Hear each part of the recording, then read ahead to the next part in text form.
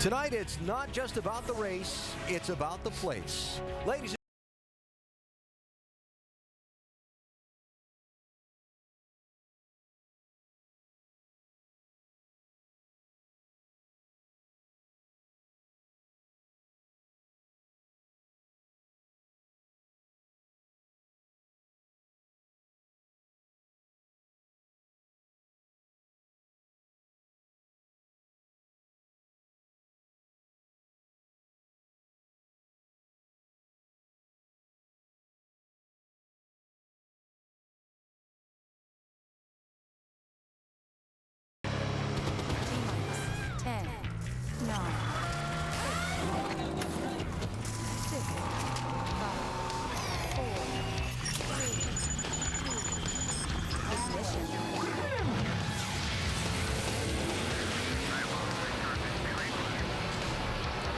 ESPN welcomes you to NASCAR Countdown.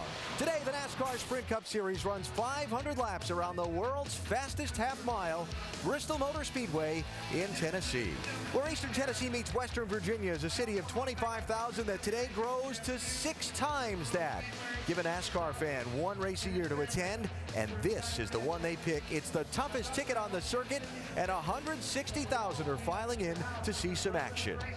30 years ago, this track's owners installed lights for night racing to make summer events here more palatable to fans. Night racing in the Cup Series was a rarity then, but I think it's safe to say the fans liked it. Demand for tickets skyrocketed, leading to expansion and change over the years that's resulted not just NASCAR's most unique stadium, but a week-long festival of speed. Fans have been camping out here for over a week now, leading up to tonight. This was Wednesday morning. From pup tents to million-dollar motorhomes, they're all sharing the Bristol experience. The racing began Wednesday night. Kyle Busch won the Craftsman Truck Series race. There's a surprise.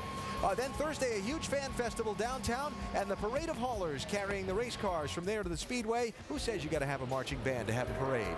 Yesterday, pole qualifying to set the field. Carl Edwards won the #1 spot.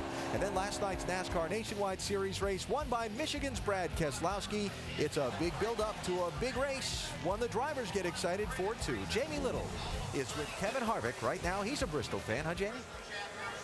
Well, Bristol is certainly a place that suits this guy, Kevin Harvick. 4 wins in the Nationwide Series, 1 in the Cup Series. Kevin, what is it about Bristol that just gets you guys pumped up? Well, I think we always have just had good packages here as far as our handling package on all the cars. So it's kind of been an RCR tradition as it's gone through the years to run good at Bristol. But it's always fit my driving style, and I grew up on a little half-mile racetrack in Bakersfield that kind of was not, it's definitely not Bristol, but it had a lot of the same techniques I guess you'd use here. Now you and your RCR teammates just happen to be really good on these short tracks. What does it take to be good and excel here at Bristol? Yeah, I think, you know, we all come from short track backgrounds, and I think here at Bristol you got to stay in a rhythm all night and keep your car handling good, but you got to be able to run consistent speeds and not have those, you know, 2 or 3 or 4 laps where you run good and then fall off at the end. So track position will be a big deal tonight, and obviously looking at last night's race, I think the groove will move up and down the racetrack, but it seems like the fast cars will still be from the middle down. RCR certainly will be a force to be reckoned with. 9 wins here in the Cup Series, and they swept here in the spring race. Shannon? Well, Jamie, this right here is what separates Bristol Motor Speedway from all the other tracks on the NASCAR circuit. This banking right here. From top to bottom, 3 stories high. It's 30-degree banking. And for the drivers here tonight, they'll go into these turns 3 wide. Around the track, they'll reach speeds of up to 135 miles per hour. And for the 160,000 fans here tonight, they completely surround the track, giving them a 360-degree view of all of the action here at Bristol Motor Speedway. It's certainly a fan favorite, and it's definitely a driver favorite. Dale Earnhardt Jr. said earlier this week that Bristol Motor Speedway is one race when he stops racing that he will continue to come to, because it's just that much fun to watch. Alan? We're glad you won't be standing there once the green flag waves, Shannon. Our ESPN pit studio right in the middle of all this. And we welcome you inside. Glad you've joined us tonight for our coverage of this race. Alan Bestwick with 9-time Bristol winner Rusty Wallace, count him, and NASCAR team owner Brad Daugherty. What's it like for a driver, Rusty, to race here? It's electric. It really is, Alan. This is such an important track for everybody. I mean, the atmosphere, you're jacked up, you're wound up, and all these drivers, they feel the same way as when they go to the Daytona 500. It's that important. They got new cars. Their pit crews are fired up. They all want to win at Bristol. It's big, man. It is big, and you heard Kevin Harvick say it. All of these guys, including this cat right here, started out at these little bull rings, beating and banging and rubbing on one another, running real aggressively, and you bring it to this. You have the best drivers in the world who get out here and they're root, gouge, you see smoke, you see flames, you see tempers, you see it all happen under these lights. It's just exciting. It's going back to the genesis of the sport with the short track racing. It's as good as it gets when you get to Thunder Valley. You see all that stuff is going to happen again tonight. Absolutely. For sure. and look, some good cars and good drivers in the middle of all that mess, too. This racetrack was reconfigured and resurfaced about a year ago. The banking changed a little bit in the corners. There's more banking at the top of the track than there is at the bottom. How's it changed the racing? It's changed the racing big time, Alan. Instead of running just on the bottom of the racetrack all the time, now you can run the second lane, you can run the third lane. And Brad, take a look at Clint Boyer making a pass on the outside. That's what this new racetrack is doing now. Absolutely. I talked to Jeff Burton about it. He says, I know you love to see us getting after it, Brad. He says, but what you're going to see is more side-by-side racing. The racing will actually be better, and there'll probably be less cautions because there's more room to run, there's more group, and they can grip, and they can spread out and actually get after it a little bit more. Somebody's going to take a very large trophy away from here tonight. It's one of the tallest trophies on the circuit. This guy's got 9 of them, including his very first Cup win and his 50th win. A lot of great memories here. Oh, a lot of great memories. Look at that, 1986, my very first win here in the Valleydale 500. And you know what? The trophy, when I won that race right there, that trophy is the same one as when I won 9 races later. And it's just a great-looking trophy. It's exciting here at Bristol. To win my first and my 50th, boy, what a special day in my career that was. That's a lot of wins. Look at her, Steven, look at that little sucker. This little tiny dude, Patty. We had a good time then. What Rusty told us earlier was that his hair looked a lot better in the 50th win than it did in the first. A lot better, man. Rusty got his first win at this track. A driver hoping to get his first win tonight. Starts on the outside of the front row. David Ruderman is with Dave Burns. And that's one of the best views you can have at this racetrack, Alan, outside row number 1. So, David, give us a sense for lap 1, turn 1. What's this place like? Well, being up front on the outside of the front row, I don't really know about that yet, but you know, just the place is intense regardless of where you start, whether you're on the front row or the back. It's you know, a place that gets your attention, and try to roll off in there, carry some good speed off, and you know, maybe lead a couple here. That'd be cool. We need the bonus points. With this track reconfigured, can you power around the outside and maybe lead the first lap? You know, you saw a lot of guys, you know, maybe not on the, early on, but you see a lot of guys move up as race progresses, and definitely in practice yesterday, you saw a lot of guys running the top side and being pretty fast out there. So I don't think it's out of the question. We'll just see if we can get the UPS Toyota to do it. All right, we know we'll be watching, and it'll be fantastic to see.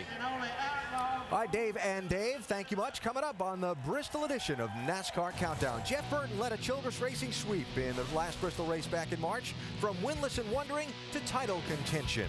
With only 3 races left before NASCAR's chase for the Sprint Cup, some big-name drivers are on the bubble, and they have to race at Bristol tonight. Oof. And we'll capture lots of the sights and sounds of the unique scene that is pre-race at Bristol, including an attempt at a Guinness Book of Records worthy wave. Hey, man, where's he at? Bring him in here. NASCAR Countdown brought to you by beautiful, durable Valspar paint. Valspar, the beauty goes on. Here we go. This is Bristol. Harvick, he's going to look to the inside on Stewart. Sit there. And we will go to overdrive at green, white, checker. 2 to go. Burton works up the racetrack just a little bit. There he goes. Hamlin's in trouble. And both the Childress cars will get by him too. RCR 1, 2, 3. Burton, Harvick, Boyer. Unbelievable. And that's why they sell it out every time the Sprint Cup Series comes to Bristol.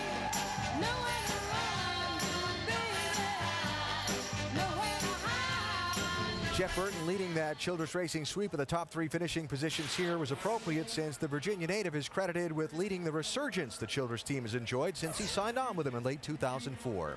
It's not been an easy ride back to championship contention for one of NASCAR's most respected drivers. Dave Burns has the story. He's our mayor. It's not only, you know, the mayor that's coming, it's the mayor of NASCAR, mayor of the garage. He understands the sport and has been a student of the sport, and takes everything in that has happened in the past, could happen in the future, and wants to be a part of it. Jeff Burton's understanding comes from 19 years in NASCAR and early success at Roush Racing. For the win, it is Jeff Burton. What a great race. Wow. That was a really special time. That was my chance to actually be a part of the sport rather than just being involved in it. And there's a big difference. To me, that was a chance to be able to win races. But somewhere in the race we run, we're coming undone. The shine wore off in 2001 as the team struggled with consistency and managed only 2 victories, and there would be none in 2002, 3, and 4. I hate the word momentum because I don't really believe in that, but we lost the ability to be successful on a weekly basis. So once it kind of started going downhill, we didn't stop it. That was a time of a little bit of self-doubt. I can remember one day telling him, I want you to follow me. And I took him downstairs into our trophy room and I said, look around you. You are good and you know it. You know, I knew that my stock, so to speak, wasn't as high as it had been, but, you know, I still believed I could do it. I still believed that I had forgot how to drive. I knew, because I know my husband, that he was going to figure a way back out of that. The way back was a welcome sight. By August, struggling Richard Childress had a solid second driver. I just knew if we could get him over in our camp that we could go win some races with him. I knew he had all the talent. I didn't go to Richard Childress Racing to end my career. I went there to start it again. 175 races to his last one. The long road back. Jeff Burton's going back to victory lane. Thank Richard for believing in me and this team for resurrecting me. This team has brought me back into it. So you better start living right now. Jeff is such a hard racer. You know, to see him go out and have his family there as well to see that race, it was special. It was just completely emotional, you know, just feeling proud and feeling kind of sustained, you know. You understand that we do belong here and he is as good as I think he is. Jeff Burton has brought resiliency to the Richard Childress Racing stables in his 2 years there. RCR 1, 2, 3, Burton, Harvick, Boyer. Unbelievable. Jeff was there always telling us, hey, we're going to get it, we're going to get it. He was the one that kept everybody believing in themselves. He played a major role in the turnaround for RCR. I'd like to think that I've been a positive factor, but I haven't been the reason that we've turned it around. Burton's humility is part of his charm and part of the reason why he's a fan favorite. Come on, Jeff, win today! I'm never going to be as popular as a Jimmy Johnson or a Jeff Gordon or a Dale Earnhardt Jr. for whatever reason.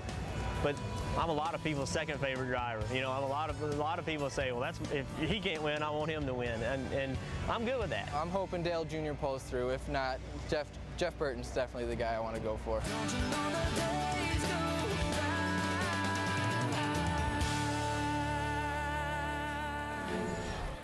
Well, after starting off the season very solidly, including that win here at Bristol in March, things have fallen off a bit lately for Burton. Though he is still 5th in points, what's he have to do to get back in the championship conversation? Well, there's one thing for sure. This cat knows how to drive a race car. I mean, all he's got to do, Alan, is get that car handling just a little bit better, and those wins will come. And when that happens, he's back in the hunt big time. This is the one guy I don't worry about. I had a race team back in the late 80s that raced against Jeff Burton when he started. And the one thing I noticed back then is he's very, very consistent. And the same thing today, he is extremely consistent. He will be there in the end. Burton starts 18th in tonight's 500-lap go at Bristol. The countdown continues towards the green flag. 43 drivers getting set to rocket around the world's fastest half mile. These fans have been waiting for this race all week long. Boy, they put on some barbecue feeds out in the parking lot this afternoon. The green flag coming up in a little while here from Thunder Valley. I thought it was time to close the pools.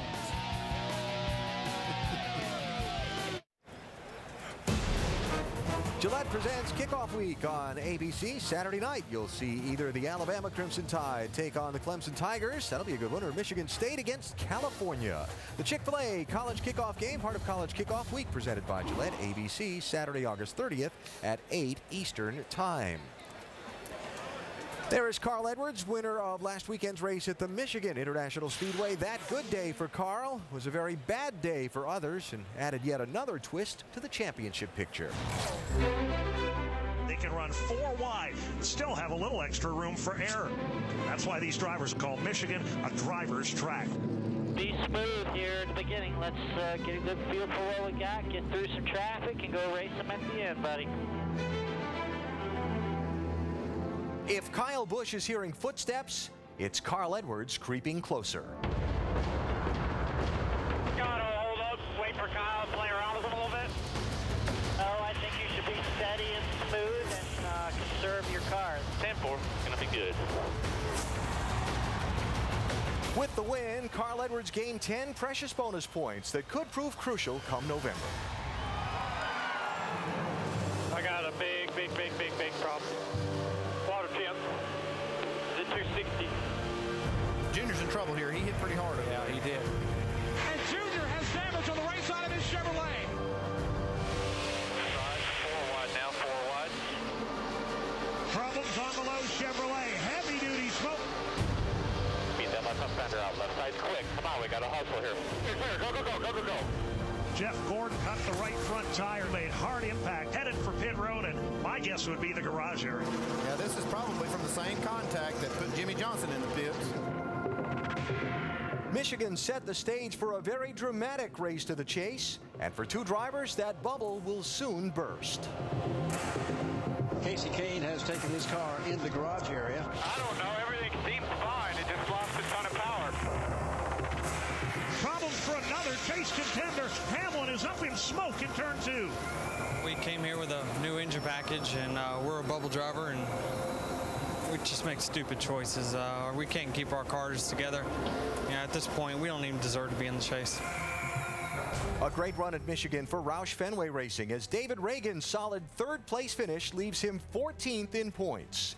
Reagan is just 82 points behind 9th place Jeff Gordon. Earnhardt Jr., Johnson, and Burton just need to avoid trouble to secure their spots in the chase. Others are not as fortunate, though. 8th place Kevin Harvick just 103 points ahead of teammate Clint Boyer, who's 13th.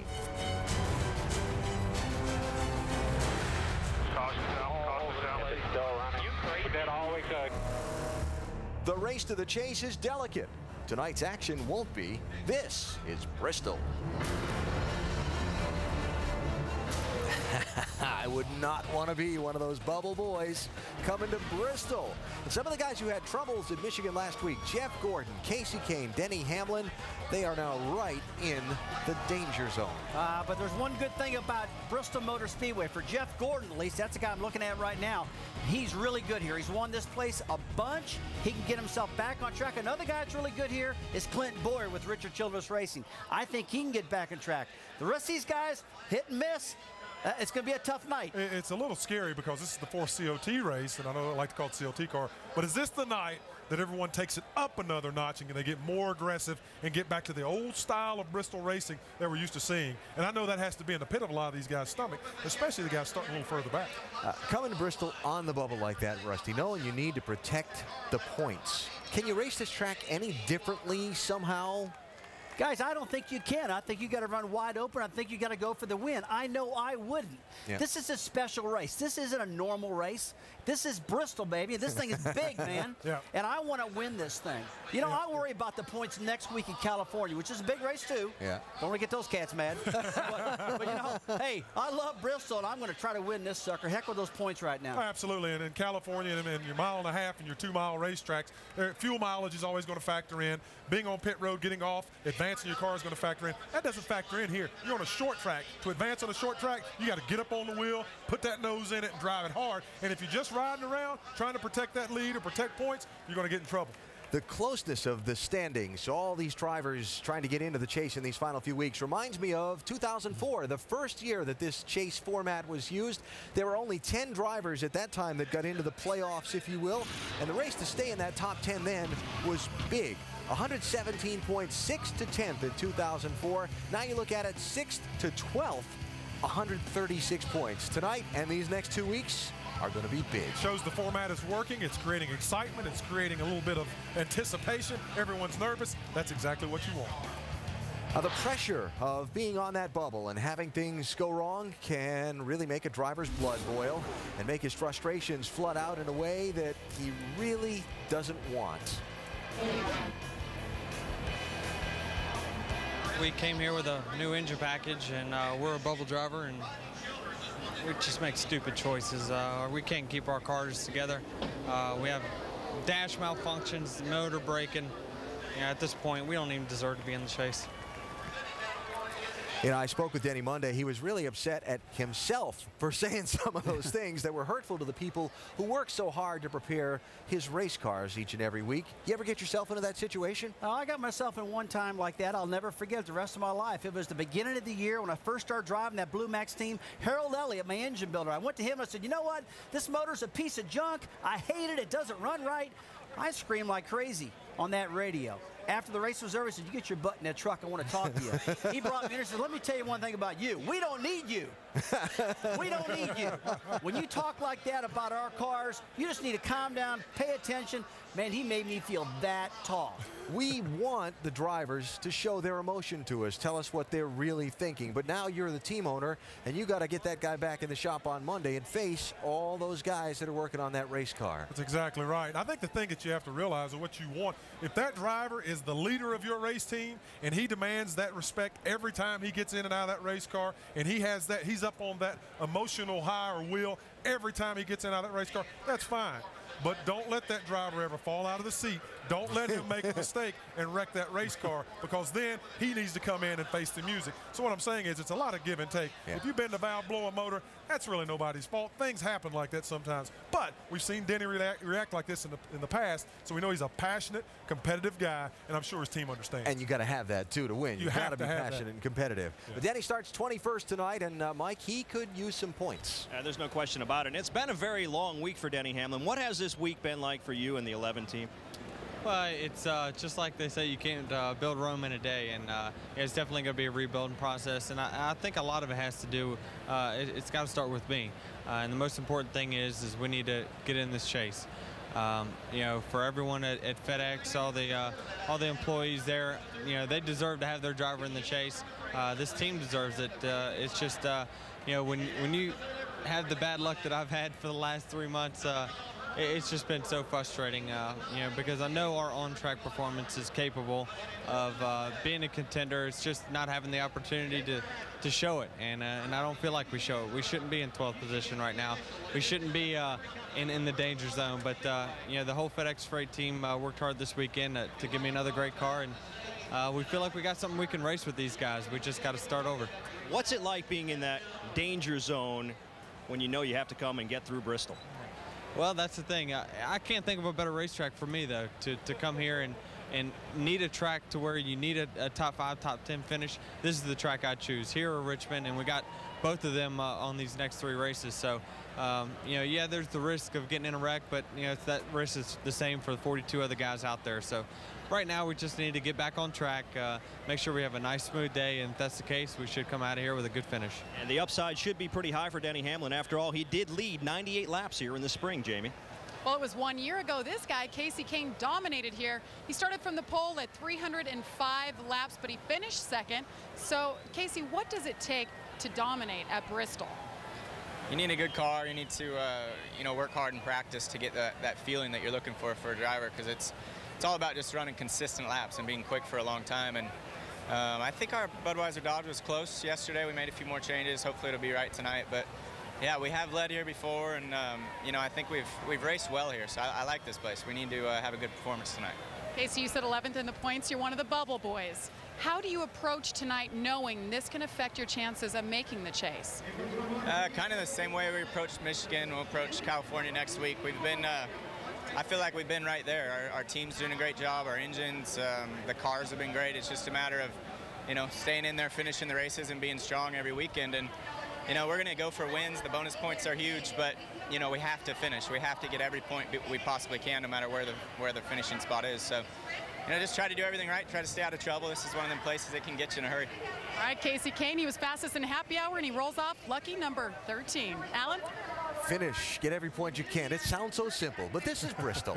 Hey, got a couple of guys tonight who have got a lot of work to do coming from the back to the front. Jimmy Johnson would be one of those. Jimmy starting 34th tonight. We will talk with him in a little bit. David Reagan had that outstanding 3rd place run in Michigan, but crashed here yesterday. He's in a backup car tonight. He qualified 27th. Fans are filing in, closing in on the start here in Bristol.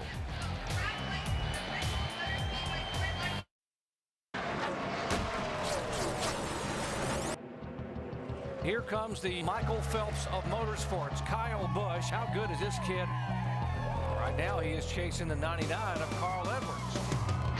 Kyle Busch will come down and lead for the first time today. Yellow's out. Yellow's out. Now this gets interesting right here. Carl Edwards will get him off of pit road. It will be 2 to go. Who will it be? Come get it, buddy. Checkered flag. Great job. Back to back at Michigan. Yeah. Well, here at Bristol tonight, Carl can clinch his spot in the chase just by starting. How much relief are you feeling because of that? Huge relief. But it's always amazing when you lose a little bit of pressure somewhere, it picks up somewhere else. And right now the car is so fast. I just want to win this race more than anything in the world.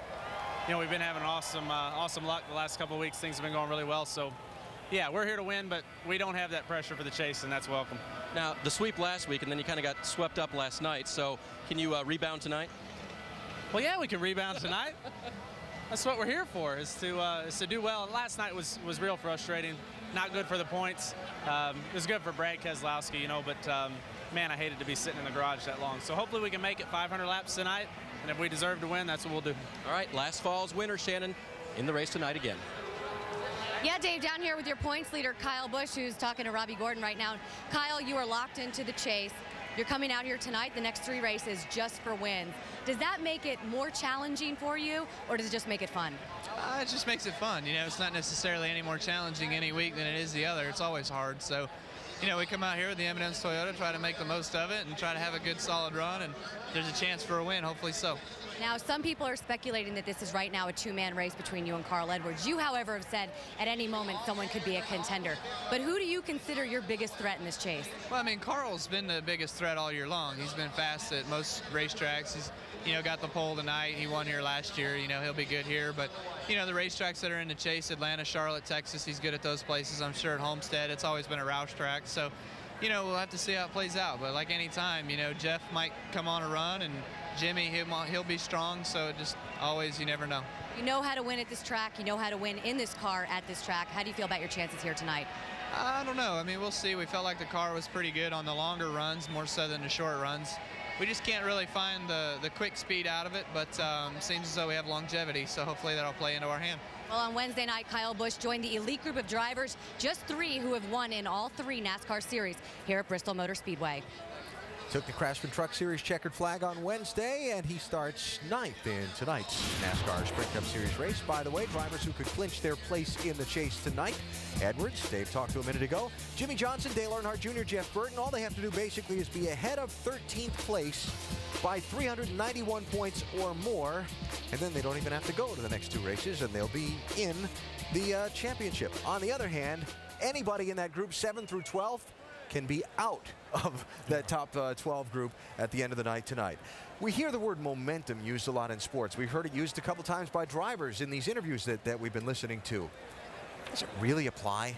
It really does apply. I love the word momentum. Some guys don't, but man, when you lose your momentum, that means you're just messing up. You're having bad pit stops. You're not driving the car right. Maybe the engine combination is not right. Nothing is flowing and nothing is working. And when you have the momentum, you're getting those top 5s. You're winning. Everybody's happy around you. Everybody wants to hang out with you. That's exactly right. Yeah, when you right. don't have that momentum, you're in trouble. I agree. And you're looking at 43 race cars separated by 0.3 of a second.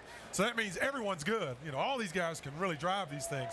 So what you're doing is you're looking for an opportunity to create an advantage, whether it's you think your race car is a little bit better or you had a good week last week, and so that means we're going to continue to have good weeks. You have to have that momentum, building blocks for success, so you have a little bit of extra bounce in your step, and maybe that guy drives that race car just a little bit harder, and it makes him that much better. Boy, when you lose that momentum, Alan, it is so hard to get it back. Can't do anything right. Yeah, Can't do anything right. Tough. When you look at Kyle Busch and Carl Edwards, they've kind of been the dominant drivers here this season so far as win totals are concerned, and they're kind of vying back and forth, to me, as the 2 strongest drivers.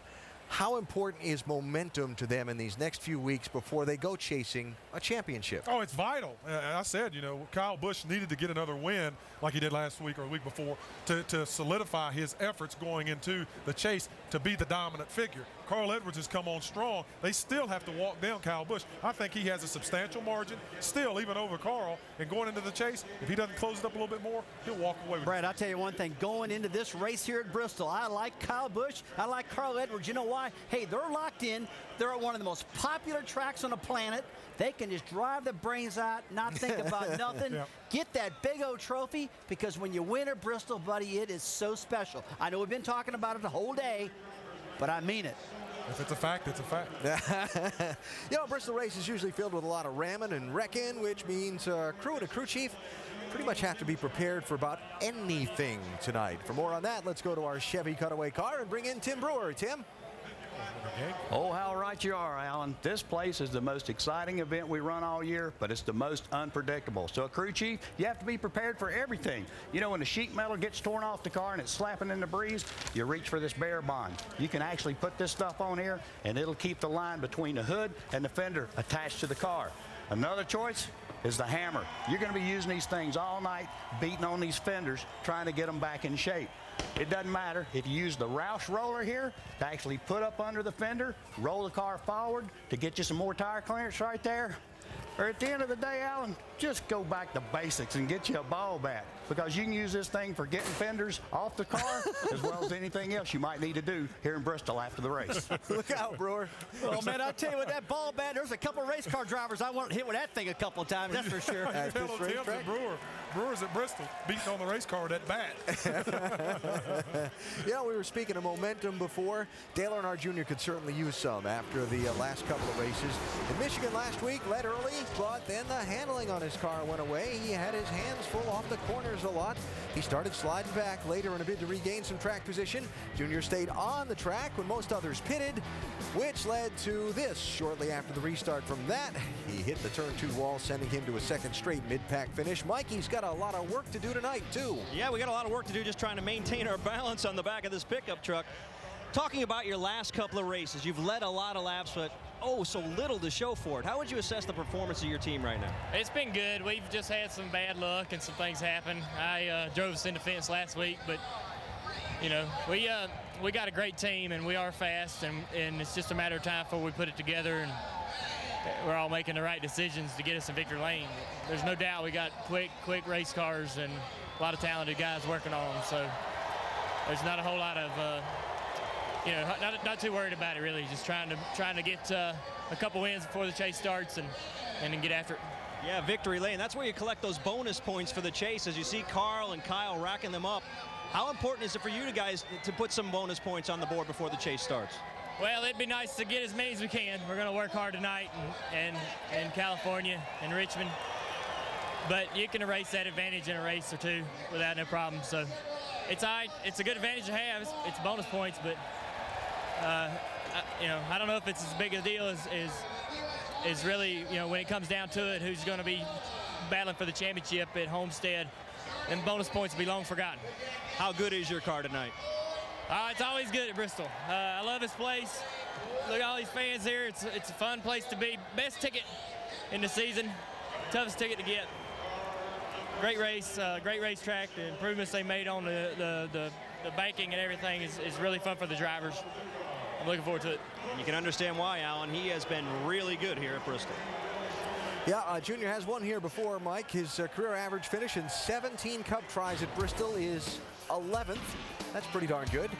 But he's got a lot of work to do tonight, starting back in 40th position in his Chevrolet. We'll track Junior through the night. Another driver who's got a lot of work to do tonight is with Jamie. Well, this track right here, Bristol, one of 7 Jimmy Johnson's never won at. So to get extra seat time, he entered his first ever Truck Series race on Wednesday night. So Jimmy, what'd you learn? I had a great time, first of all. And so does that mean you didn't learn anything? No, I definitely did. There's a rhythm to this track, and I think what I did on Wednesday night helped me with the racetrack.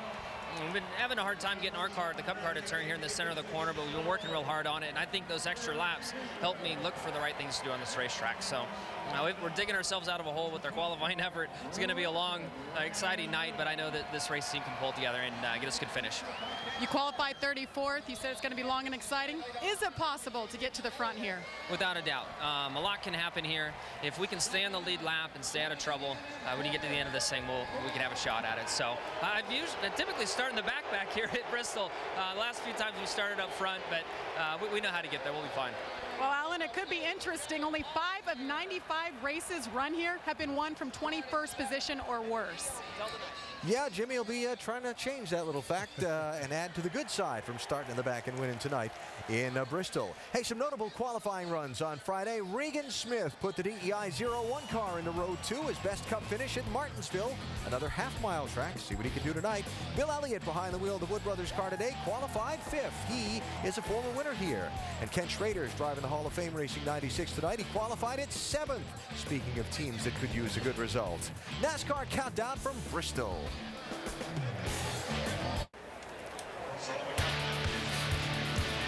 Some people like to call Bristol the Coliseum of NASCAR. Well, maybe there's an odd resemblance in a way to the historical landmark in Rome.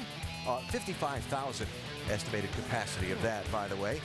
Bristol may be one of NASCAR's smallest tracks, but compared to other famous sports stadiums, it seats more than famed Neyland Stadium in Knoxville, the 104,000-seat home of Tennessee football, more than the Big House in Ann Arbor, the home of Big Blue, the Michigan Wolverines, and even more than the horsepower place, Louisville, Churchill Downs. Their 157,000 capacity, not quite what they put around the world's fastest half mile, 160,000 at little old Bristol. You know, the wave is kind of a regular feature at sports stadiums around the country. Every time I go to Fenway Park, somebody tries to get it going. I'm not a big fan, but you know, it happens. The layout of most NASCAR tracks is not conducive to such things, but this one sure is, and it seems to have become a real part of the Bristol experience for fans. The Guinness Book of World Records people actually certify this. However they do it, I'm not sure, but here are the previous records for most people involved in a wave. 110,000 at a World Cup soccer match in Mexico, 1986, the Indianapolis Motor Speedway in 86, the Sydney Olympic Games in 2000, and the aforementioned Michigan Stadium in 2005. Oh, we can beat that. Coming up here tonight in just moments, the people here at Bristol Motor Speedway will attempt to set the Guinness Book of World Records for the most people participating in a wave. What's that got to do with racing? It's fans. It's Bristol. Part of the atmosphere. Now, besides the wave, something we see during Bristol races is the bump and run. Some are more notable than others. The ones that change the lead in the last laps, for example. Where is that? That looks familiar. That's out the back bumper of Rusty's car. Oh, that made me mad. Man, I was mad there. Jeff Gordon going on to win that night. The bump and run. Fair or foul or expected now? What are you talking about, man? That wasn't fair. That wasn't fair. That's not fair if you're getting it done to you. Yeah. But if it's one lap to go and you haven't won in a long time, like me and Jeff, that particular race kind of becomes fair. I didn't like it then.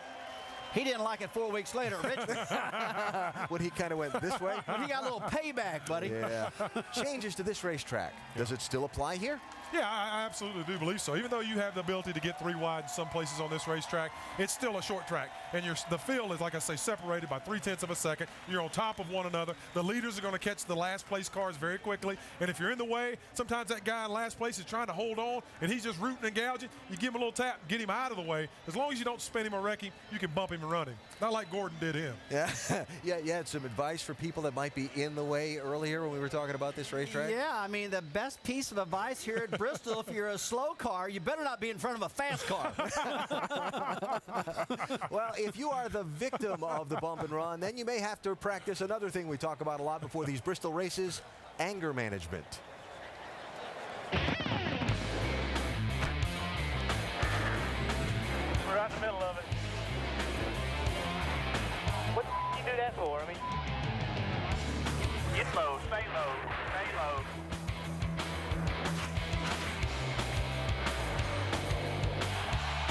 Spin it behind you, spin it behind you.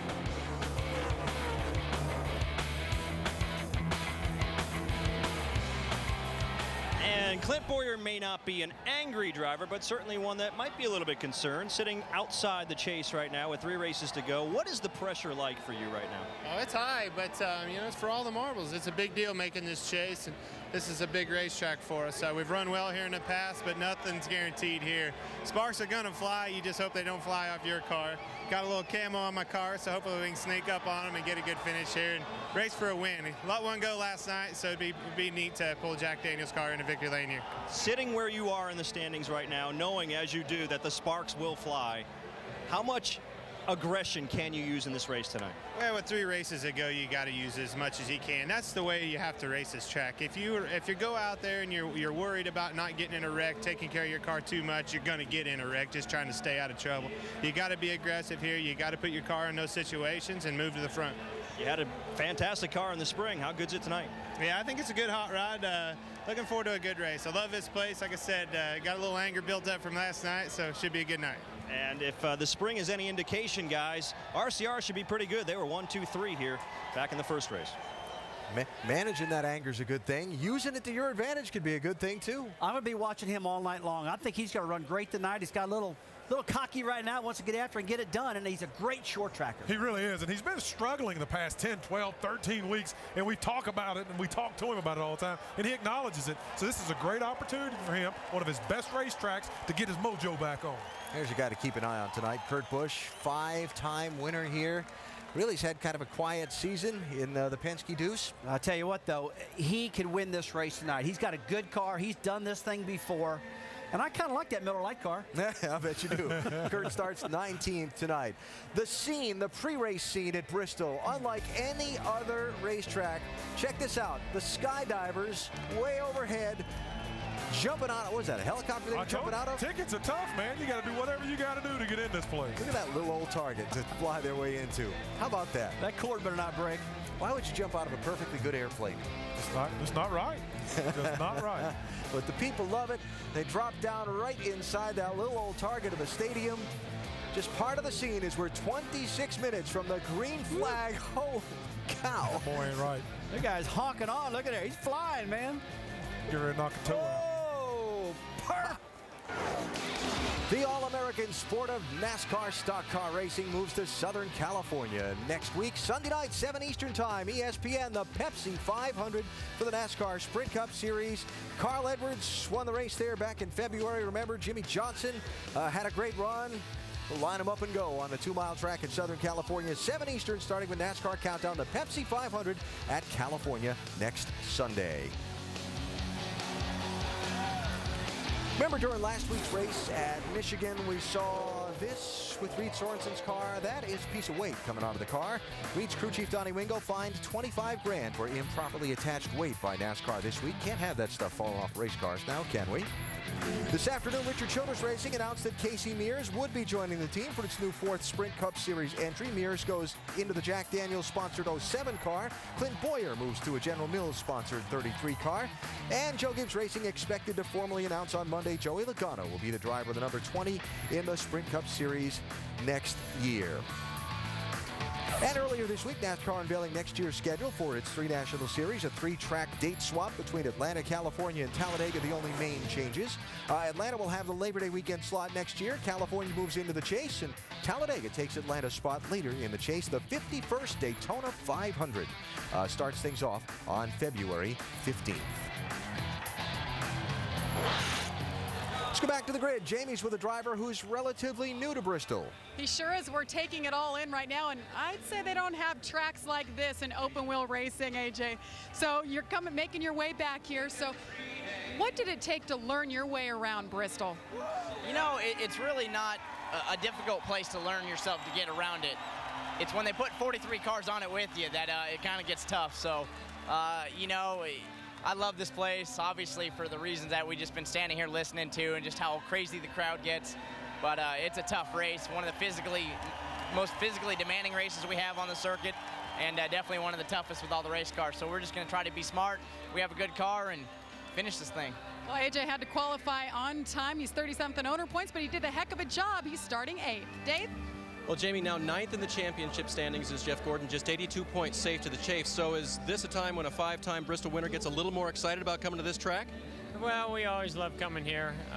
You know, the new surface reconfiguration really hasn't gone in our favor the last few times we've been here. So we've been working really hard, thinking a lot about Bristol. Obviously, qualifying went well for the DuPont Chevrolet team. We hope the race can go well as also. And last couple of weeks, you know, we just got to put behind us and focus on this evening. We know we can run good here. We know we can finish good here. Just got to go out and execute it, make it happen. From this race last fall and from the spring race, Jeff, have you found this track to change a lot? Do you expect Steve to have to make a lot of adjustments to your car, or what you had in qualifying, which was very good, to kind of contain itself? Well, you know, right there towards the end of our final practice, a lot of rubber was being laid down. We saw some more being laid down last night in the nationwide race. And I think that, you know, what we have is kind of what we're going to have to deal with all night. Sure, we're going to have to make some adjustments, but we have to make big adjustments. I don't know if we'll be able to recover from that. I think hopefully it's right. We won't have to make a lot of adjustments. Jeff Gordon starts third, Alan. All right, Dave, key race for Jeff tonight as he is down in 9th in the championship, just 82 points to the good. Rusty, we see all the crowd down there on the grid these last few moments before the ceremony and so on for this race. What's it like for driver? Different than other places? It really is. I mean, you're all jacked up. You're fired up. You're ready to get after it right now. But you want to get that helmet on. You want to get focused. And you got to watch for some special things, man. I can't tear my front fenders up. I can't get stuck on pit road. I can't make any mistakes. That's what's going through my mind right now. And what happens is these are the best drivers in the world. I cannot emphasize that enough. And it's short track racing. You get to see the best of the best run wheel to wheel. It's excitement. It's mayhem. It's NASCAR racing. That's just a preview, by the way. They'll be back later on. Those Jets will yes, for that flyover. So the opening ceremony coming up. It's about the race, and it's also about the place, the wild scene that is the night race at Bristol. When we come back, the opening ceremony as we count down to the green.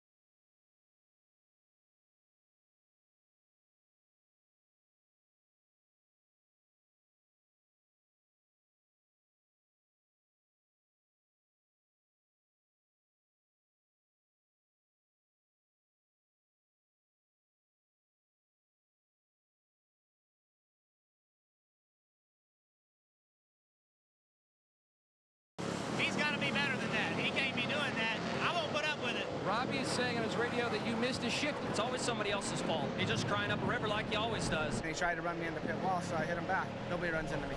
Junior just didn't take his time. I got some really good words for him, but I can't say it on TV. He's about the most impatient thing. I'll be waiting when he comes in. What are they doing here? You have seen how fenders and tempers can fly here at Bristol. That's just Bristol, baby. I wish I had something like a shot to the window. Contact! There we go. Oh! Stewart into the wall. Do you want it? Do you need it? Let me hear it. Ladies and gentlemen, do you want it? Do you need it? Let me hear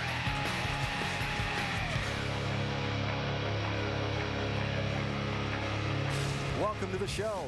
The electric atmosphere that is the night race at Bristol, where the buzz in the stands is growing louder and we're growing closer to the green flag and 500 laps of racing. We go trackside for the opening ceremony.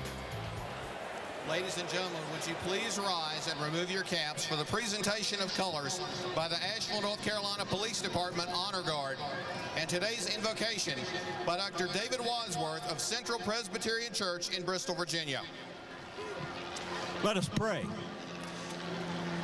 Gracious God, we give thanks for you are the sponsor for the whole human race. And tonight we ask you to bless the race crews and drivers with safety, the fans with joy, and as we run the race of life under green and under caution, refuel us with your love. And before we cross life's finish line, teach us to do justice, to love kindness, to walk humbly with you and live at peace with all. Amen. Please remain standing and place your hand over your heart and join in the singing with the children of the drivers and crews from Motor Racing Outreach of our national anthem.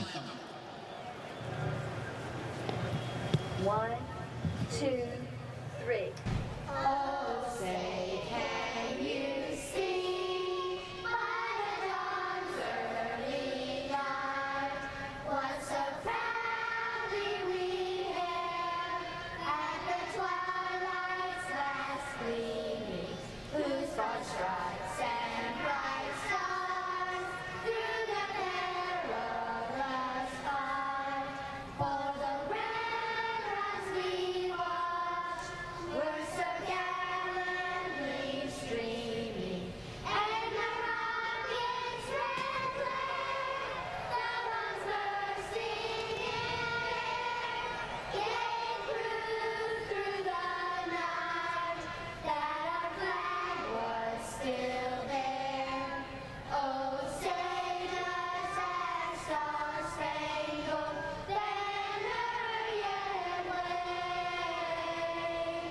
o'er the land of the free and the home of the brave?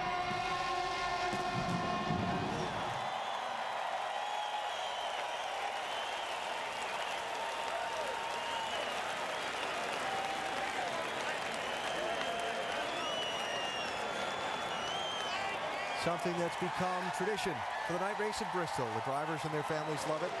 Just part of what makes this event special. I told you they'd be back. Those kids did a good job, didn't they? Yeah. Boy, those kids did a good job. Let's go racing, boys. And now time for the drivers to climb aboard and get ready for one of the most intense races of the season. 500 laps in Thunder Valley. The engines fire next.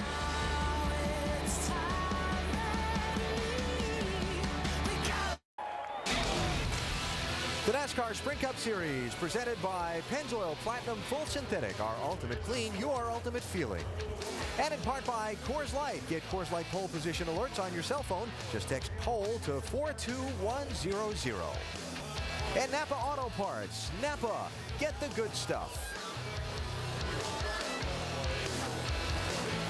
For the 53rd consecutive race, this track is sold out. Remarkable success for a little half-mile track in a city of 25,000 people. Almost time for these drivers to fire up the engines, so let's head way up the top of these massive grandstands to the broadcast booth and Dr. Jerry Punch. Doc? Thank you, Alan. Great job down there, guys. Folks, with 3 races remaining before the chase begins, take a look at the point standings. Kyle Busch has clinched. He is already in the chase. And Carl Edwards, by merely starting tonight and starting the next 2 events, he will clinch as well. But focus in on the Bubble Boys. From 6th back to 14th, just 162 points separate those guys. And by the way, those guys 6th through 10th in white, they have yet to win this year. And folks, anyone from 7th on back that has a bad night tonight could fall out of chase contention here and not be in the top 12. Hello, everyone. Along with Dale Jarrett, Andy Petrie, I'm Jerry Punch. Glad to have you with us here. And, guys, a lot of pressure on those guys in the chase. You know, tonight, knowing anything can happen at Bristol, what is their mindset? Do they attack or defend? These drivers must attack. You can't hide at this racetrack. It's only a half-mile long. There's nowhere to go. And they must get up there and be aggressive as they can. These leaders lap this racetrack so quickly. If you're not careful and on the gas, you're going to get lapped. Well, the crew chiefs are in a little different position. They can't gamble like the guys that are pretty well guaranteed to be in this chase. They have to make sure that their car is, they put 4 tires on it when maybe some of these other guys could roll the dice and maybe get 2. They can't take a chance on running out of fuel, so their hands are tied a little bit. They have to defend on not losing points instead of trying to gain them. They have to really defend on that, on the defensive side of this. I'm going to put you on the spot, guys. Who among those Bubble guys could turn their season around here tonight? Well, I think it's going to be Jeff Gordon. He's just bound to win. He's just a winner in every sense of the word, and he hasn't won yet. It's going to happen. The odds say he's going to win it tonight. He's got a great race car, and I think this is going to be his night. Yeah, great choice. I'm going to go with Kevin Harvick. I think they've really shown the last 6 weeks how good a race team they are. Kevin has a great feel for this racetrack. I look for him to have a terrific night. There are 11 former winners in the field tonight. Jeff Gordon, you mentioned a 5-time winner. When we come back, we'll visit with the man who's been on the roll, or maybe I should say a somersault, our in-race reporter, Carl Edwards.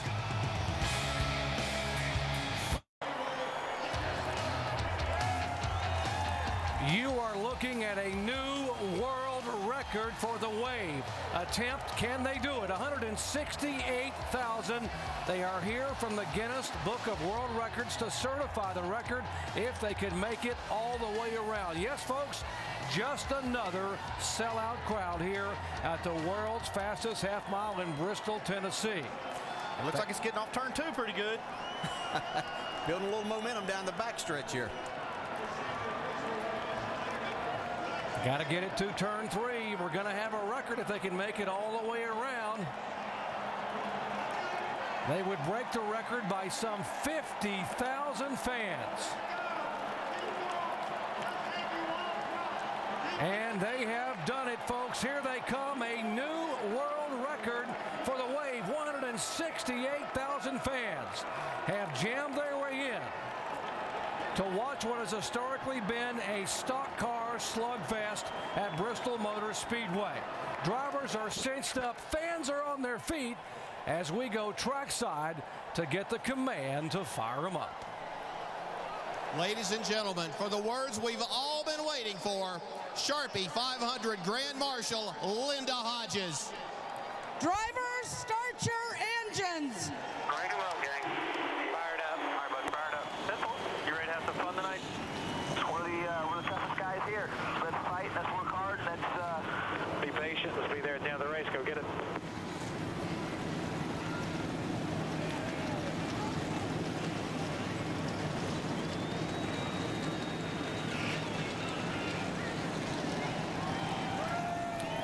Engines have fired and NASCAR's finalists are set for 500 laps here at Bristol Motor Speedway. Take a look at our starting grid. Carl Edwards picks up his first pole of the year.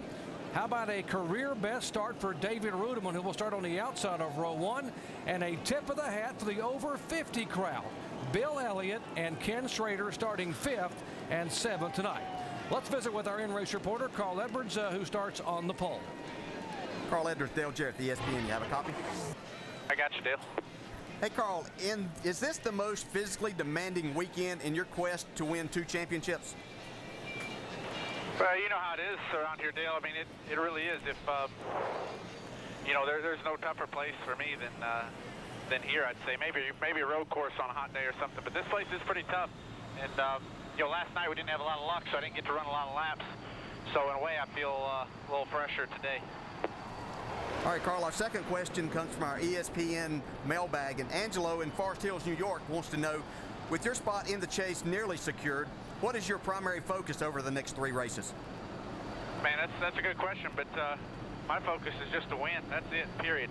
Nothing else is, you know, it really doesn't matter what else happens as long as, you know, as long as we can win races, we're gonna benefit. But you know, we only get these 3 races really to do that. After that, it's about points. But for now, it's winning. All right, great answer. Thanks, Carl. Good luck tonight. And now Andy's going to talk to Crew Chief Bob Osborne. Cool. Give him some trouble. Give him a hard time, Andy. Don't go easy on him. Okay. Hey, Bob, it's Andy up here. You got us? Andy, how you doing? Hey, pretty good, Bob. Last night we saw Carl had a problem with the right front tire going down because of excessive brake heat, and those cars don't have near the power that these cars do tonight. Is that going to be a problem for you guys? Well, I hope it isn't. If your car's handling really well and you don't get stuck back in traffic at any point, you shouldn't have to use the brakes too much here. And in the past, we've seen that. It's just a poor handling car, and sometimes stuck back in traffic. It's a little rougher on brakes than what you expect, and hopefully we're not in that situation. Okay, but that's a good answer, Bob. But this racetrack is new now. We've got a new surface here, and it's we've actually run on it a few races. What are the challenges now for setting up for this new racetrack? Well, I found that the new pavement here is a little bit different from turn 1 and turn 2 to turn 3 and turn 4, where the old style track was a little more symmetrical. This one has a bigger variance from one corner to the next, so it's a little bit harder to set up for. You got to kind of trade off one side to the other to have a good car. Well, that's very interesting, Bob. I appreciate the insight, and you guys have good luck tonight. Get it, Andy. You too. Look at the flash bulbs here for this crowd. One of the great scenes in all of sports, the Coliseum of Collision. Concrete high banks in Bristol, Tennessee. We'll take you inside some of those collisions of the beating and banging on the high banks of Bristol throughout the night with 8 high-definition on-board cameras. This is the only track on the circuit where there is a pit road on the front and back stretch, and the procedure here for pitting under caution is a bit unique. Yeah, it is different here because we have we got 2 pit roads here, so it is a little bit different. You got turn 1, turn 2, and turn 3, turn 4. All the cars under caution are going to come in the pits over here in turn 2. They come all the way, no matter where you're pitting, front or back. You come over. If you're pitting on the front, you drive all the way around this apron, and you come in and you exit in turn 1. Now, if you are coming in off the racetrack under green, you can come in on your respective pit road right off the racetrack and down your pit road and back out on the racetrack. You can do the same thing on the back stretch. You come in here, come back out. So you don't lose as much time under green by not having to run the entire length of both pit roads. Thank you, Andy. The challenges here at Bristol are many, starting with the pits themselves. Here's Shannon Spade. That's right, Doc. Some of the most important moves that you'll see in today's race here, they don't happen on the track. They happen right here on pit road. And getting onto pit road can be the most critical time of a driver's race. Pit road speed is 30 miles per hour. And when you're under a green flag condition, sometimes it's very difficult to get your car slowed down so abruptly. But of course, if you speed, you're going to get a pit road penalty. And if you go too slow, you could lose track position. And because it is a short track, every mistake is magnified. There's very little room for error. Mike? And Shannon, executing those pit stops equally challenging. The pit stalls here in Bristol, very small, just 28 feet in length. You can see as the camera now moves from the beginning of this pit stall all the way to the end, very tight in comparison to, say, Indianapolis, for example. The camera continues to move. That's 47 feet in length. So these teams aren't used to these very tight conditions and have to be very precise in their stops. Otherwise, driver could slide through his box, could get pinched in, or he could even collide with another competitor. All problems that are very difficult to recover from here in Bristol, Jamie. Well, Mike, we heard Andy talking about how challenging having 2 pit roads will be. Well, if you're Gil Martin, crew chief, or Clint Boyer, when a caution flag drops, he's going to have his work cut out for him. It's all about time. When the caution flag falls, all cars must drop off of turn 2 and come down pit road. Clint Boyer's pit box is here. He'll have about 20 seconds to convey to his team what he wants to do on that pit stop. And then, by the way, when he pulls back out, a lot of the rest of the field will still be coming down pit road. He'll be forced to blend. He's got to stay out of trouble. Dave? Jamie, your communication has to be tight, visual to verbal. What you see in your mind on your computer screen or from the spotter stand on the track, you have to get there with quick. Last week I'd have been able to say, now let's go upstairs to Dr. Jerry Punch. Here at Bristol, you got to say, Doc. Thank you, guys. We are set for green flag racing. The only car that'll go to the rear is a 6 car of David Reagan, who had problems with a primary car in qualifying. He will slide to the back of the pack. There is David letting the field go by and getting back there. It is a 500-lap race here tonight, folks, on a high-banked half-mile oval in Bristol, Tennessee. We were going green. They found a piece of debris. We're going to go another lap before they turn them loose. The pit road speed tonight will be 30 miles an hour. There's the pit window, and it is a transitional or variable banking from 26 to 30 degrees. But the key one here, Andy, is that number 30 miles an hour. Definitely that number. That 30 miles an hour is so slow, and it's so hard for these guys to run that speed and not get caught, and it's very tempting to push it. Yeah, you feel like you're just creeping, and it's tempting to really cut it short in these corners, and you have to be really careful there because it's not that you're going any faster, it's just that shortens the area, and you can be caught for speeding. How about some of the sleepers that just might surprise some folks tonight? My sleeper is Eric Almirola. He had a great race in the spring. He finished 8th. He's been sitting on the sidelines watching these guys, and I know he's itching to get back going again, and I'm sure he's going to have a good race tonight. Well, my sleeper's didn't have a very good Friday. He crashed qualifying, and then he had a little accident in the nationwide race last night. But I'm going with David Reagan. I think that he's really pumped up, wants to have a good race tonight to get himself in that chase. Folks, glad to have you with us. Ford, Toyota, and Chevrolet, the front 3 cars, 500 laps at Bristol Motor Speedway. As they will come down and they have checked debris on the racetrack, they will give them the 1 to go this time by. What's it like in that seat, knowing that you're sitting inside a tidal wave of humanity about to go at it? This is an incredible feeling being a driver here, seeing all of these fans here that have come out to watch this race. You know how exciting it is. You've watched it before yourself, before you got the opportunity to drive here, and now you're a part of this. It's just an incredibly exhilarating feeling. Got to survive Bristol. Got to be able to get there at the end. Remember, so many drivers know that they have got to get through this night, particularly those guys in the bubble with just 3 races to go before the chase begins. Just 3 events in the regular season for NASCAR before the championship chase begins. And it's got to go through Bristol. You got to somehow survive the high banks. It's going to be interesting as we get ready to come to the green. We saw 3 different lanes being used here tonight, and I think it's going to be at least that, Andy. Yeah, we'll see these guys really jockey for position to get 3 wide pretty quick. Pace car pulls away, getting set for full contact stock car racing NASCAR style here in Bristol, Tennessee.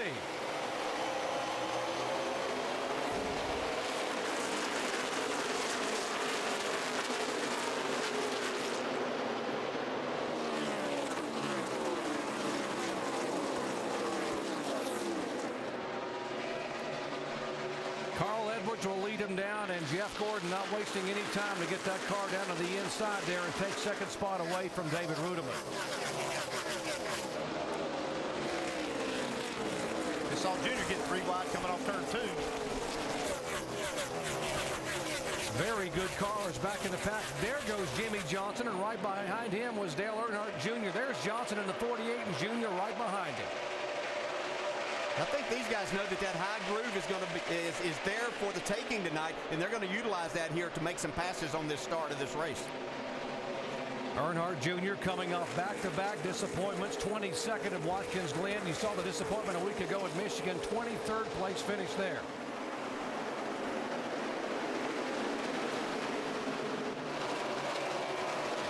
Kevin Harvick in the 21 car looking beneath Bill Elliott. Yeah, Bill Elliott had a great qualifying effort for the Wood brothers here. But you see Harvick down on the bottom. That used to be the place that you had to be on this racetrack, but it's not necessarily so now. These guys were telling me that's really a slick part. It makes it difficult for them to get a really good bite with all the horsepower that they have. We're here, they're black flagging the 88 car, Dale Earnhardt Jr.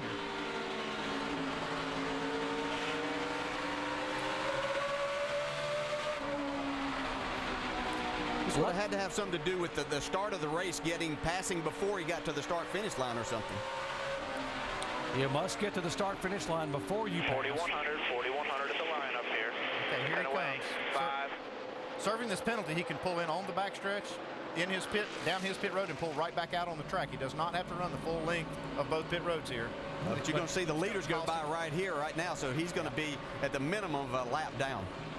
There's 1 lap. He's trying to get back on the racetrack. Leader at the start-finish line. He was passing before the start-finish line. That is the rule. Let's show you the start here. Watch the 88 car. You can't pass high or low on the original start of the race until you cross the start-finish line. Yeah, this definitely gets the rules on the initial start. Yeah. You can do this on a restart. And I'm sure Junior felt like this was a legal move, but it's not on the initial start of the race. No, the initial start of the race.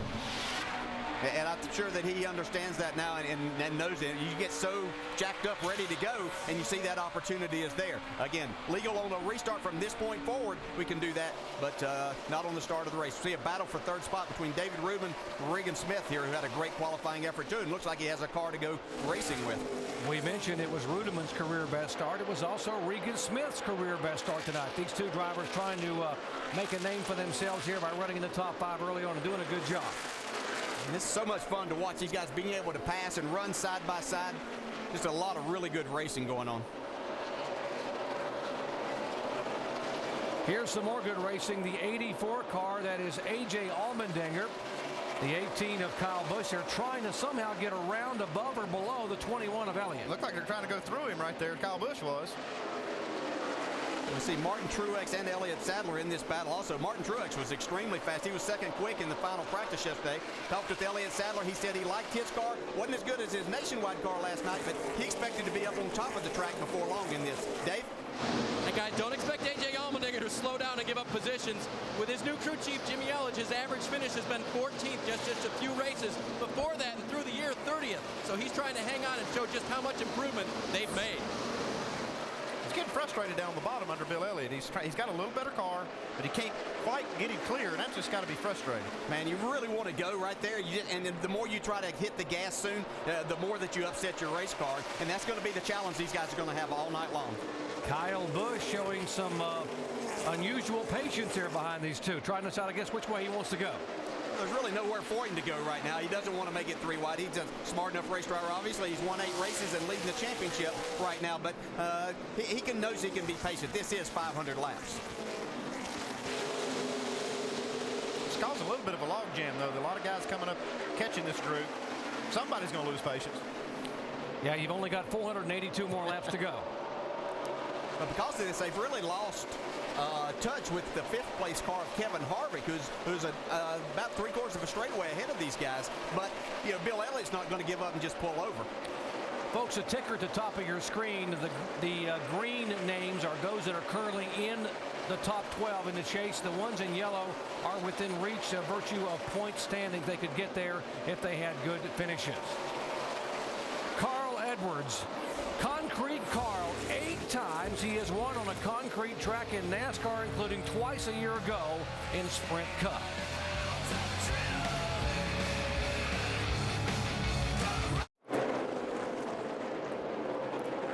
Lap 26 of the Pennzoil Platinum, and reigning Cup champion Jimmie Johnson having issues here at Bristol Motor Speedway. Slowing down, contact on the right side. They're going to come in and bend some of those fenders away. Yeah, this is under green. These guys are trying to get some of this damage fixed so they can get him back out there. That little contact with Starling Marlin off of turn 2. These guys are just racing hard for position. Jimmie gets loose, needs a little extra racetrack. Yeah, that's exactly where he got loose in the truck race the other night and having a little problems there, but it created a lot of problems for him now. And from all of that, he's really holding things up. People are having to go inside, outside of him.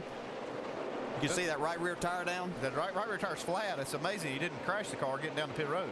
Yeah, Mike Skinner able to get by. Montoya gets by. Jamie?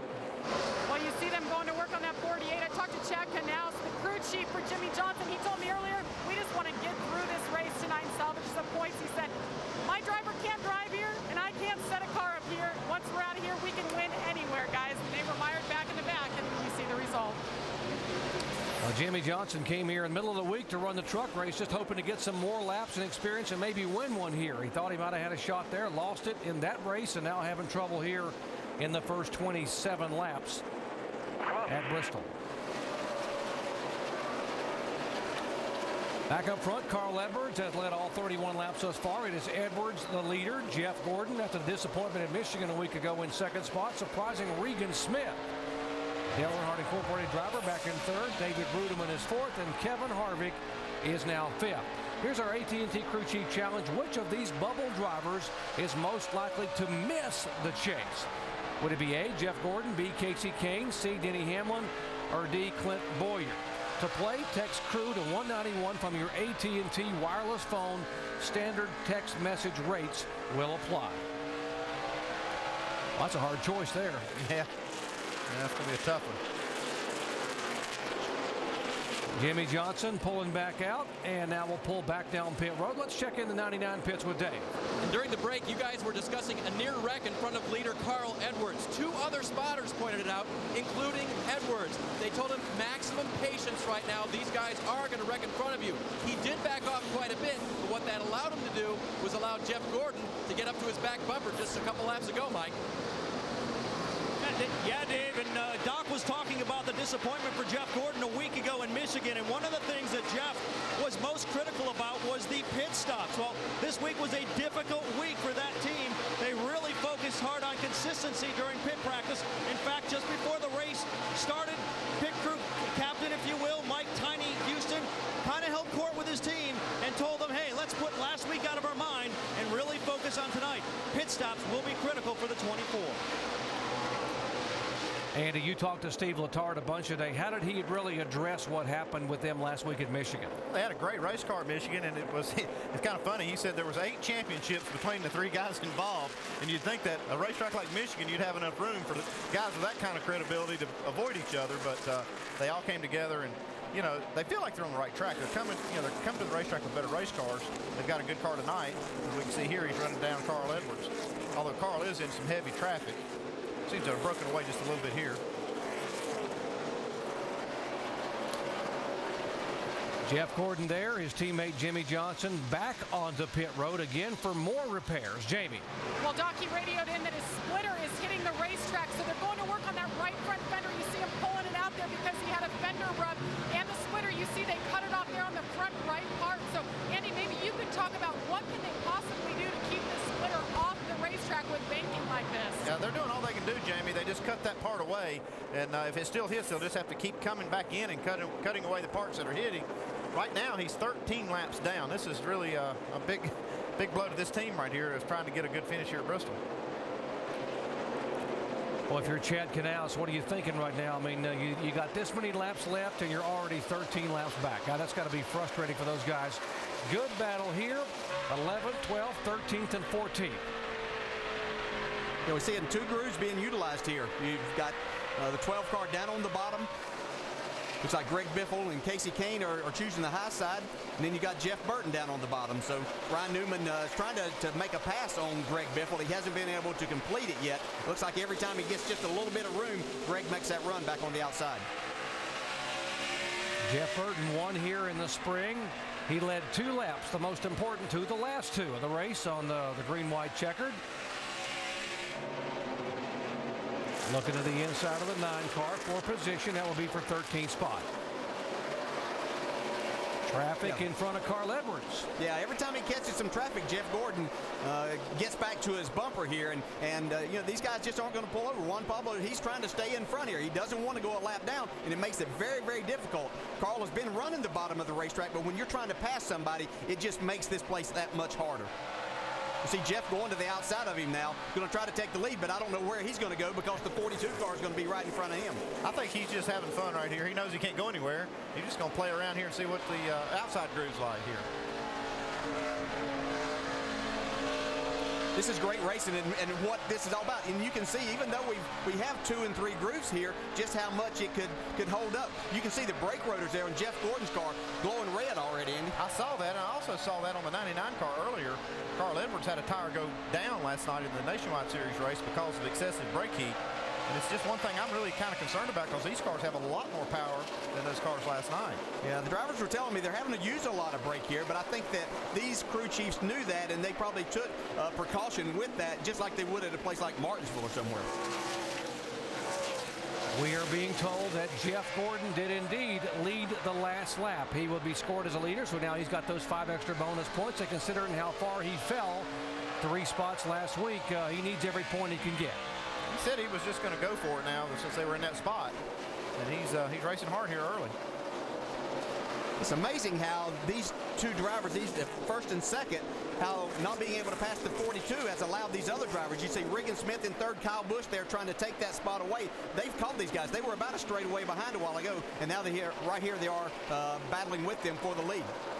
That's 3rd and 4th. The 18 Kyle Busch is 3rd, Regan Smith 4th. And now Kyle Busch is right to the inside, a half a car length back of Jeff Gordon. This is where the patience kind of run thin.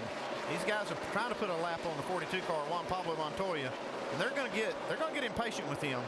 And you put yourself in a bad spot when you hold these leaders up. Yeah, you do.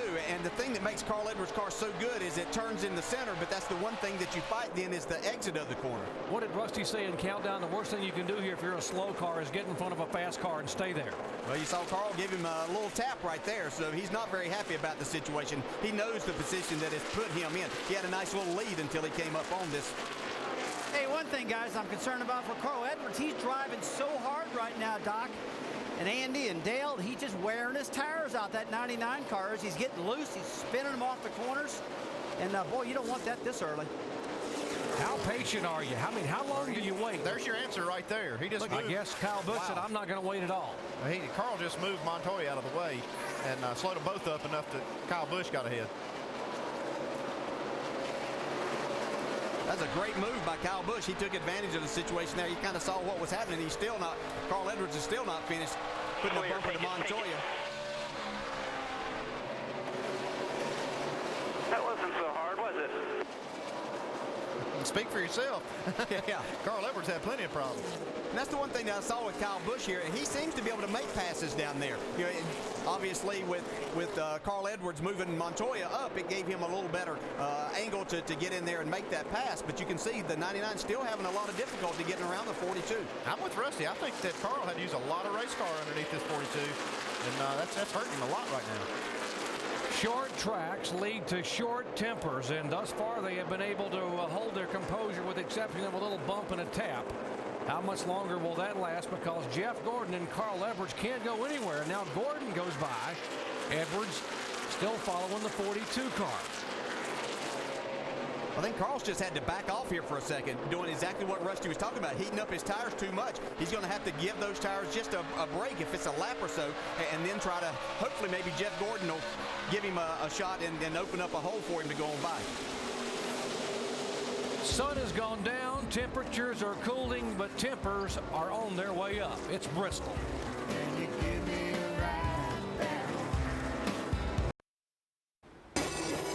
Hi, everyone. I'm Matt Weiner. This is SportsCenter right now. Chargers Pro Bowl linebacker Sean Merriman says he has 2 torn ligaments in his left knee and could suffer a career-ending injury if he plays without first having surgery, seeking more opinions before he makes his decision. And the American League wildcard leaders were hammered today. Vernon Wells with a pair of home runs as the Blue Jays beat Boston 11-0. Let's go Bristol, back to Bristol.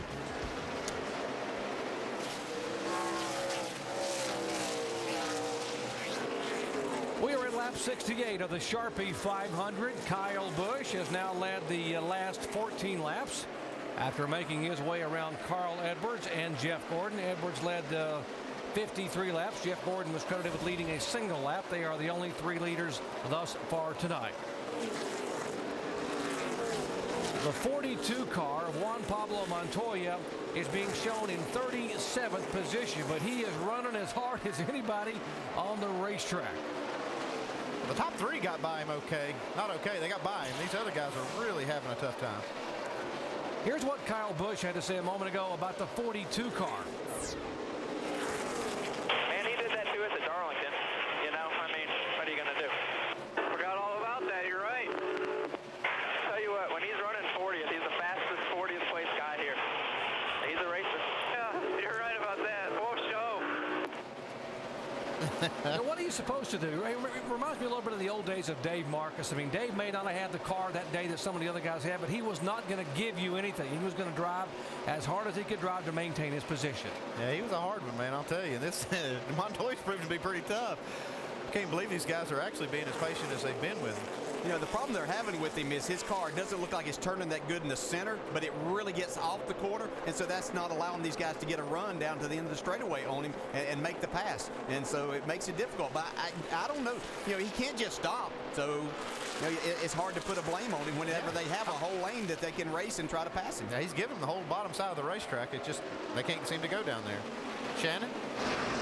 Yeah, as far as the 44, David Ruderman is concerned, I spoke with his team this morning, and they told me, you know, despite that second-place qualifying effort, they really were not happy with his car in practice. They said they had a really hard time getting back on the gas, but he is holding strong in that top 5 right now, guys. Just a little bit loose in the center for David Ruderman.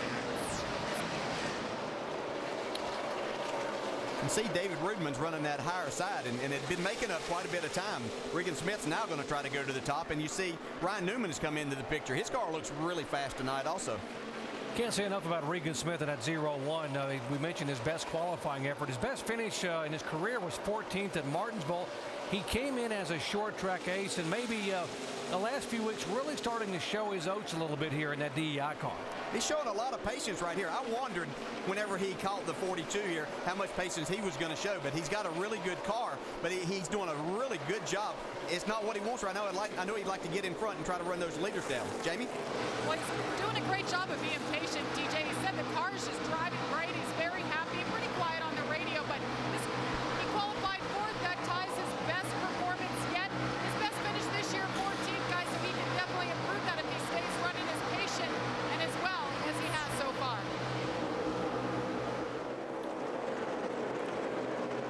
Very atypical of Bristol. We have been, and I perish to say that we have been caution-free now for 79 laps, and that is unusual. But guys, there's a driver coming, and it's the one that Dale Jarrett talked about, Kevin Harvick in the 29, and he is on his way. He is on a mission. Yeah, this 29 car has been coming. These guys got held up quite a bit by Montoya, but now Montoya seems to pull away from Ruderman and actually Ryan Newman, you see now Ryan catching these guys again, but Harvick's catching these guys pretty quick. Yeah, and Harvick had moved up for a little while, but when those guys got to racing really hard, you saw him back off. I think that tells me he's got a really good car, and he wasn't going to press the issue right now. He's in a good spot. Our Wrangler telemetry just shows you that Kevin Harvick just hammers that throttle and then jumps in the brakes to get it wound down. Dave. Hey guys, he does have a very good race car. Crew Chief Todd Berrier believed that when I talked to him this afternoon.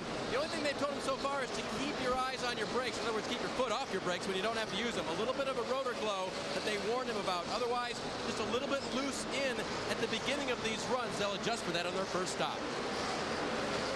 That's good information, Dave. And that's just what you were saying, Dale. That's what he was doing there. He backed off of those guys when he saw they were running side by side. It was an opportunity for him to cool his brakes, cool his tires.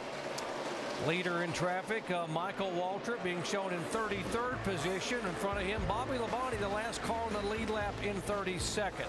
83 laps complete at Bristol.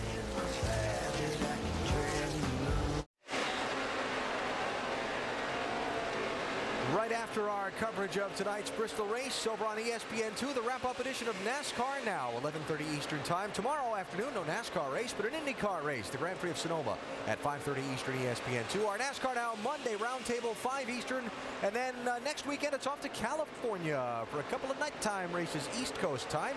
The Nationwide Series race on Saturday, and the Pepsi 500 for the Sprint Cup Series on Sunday.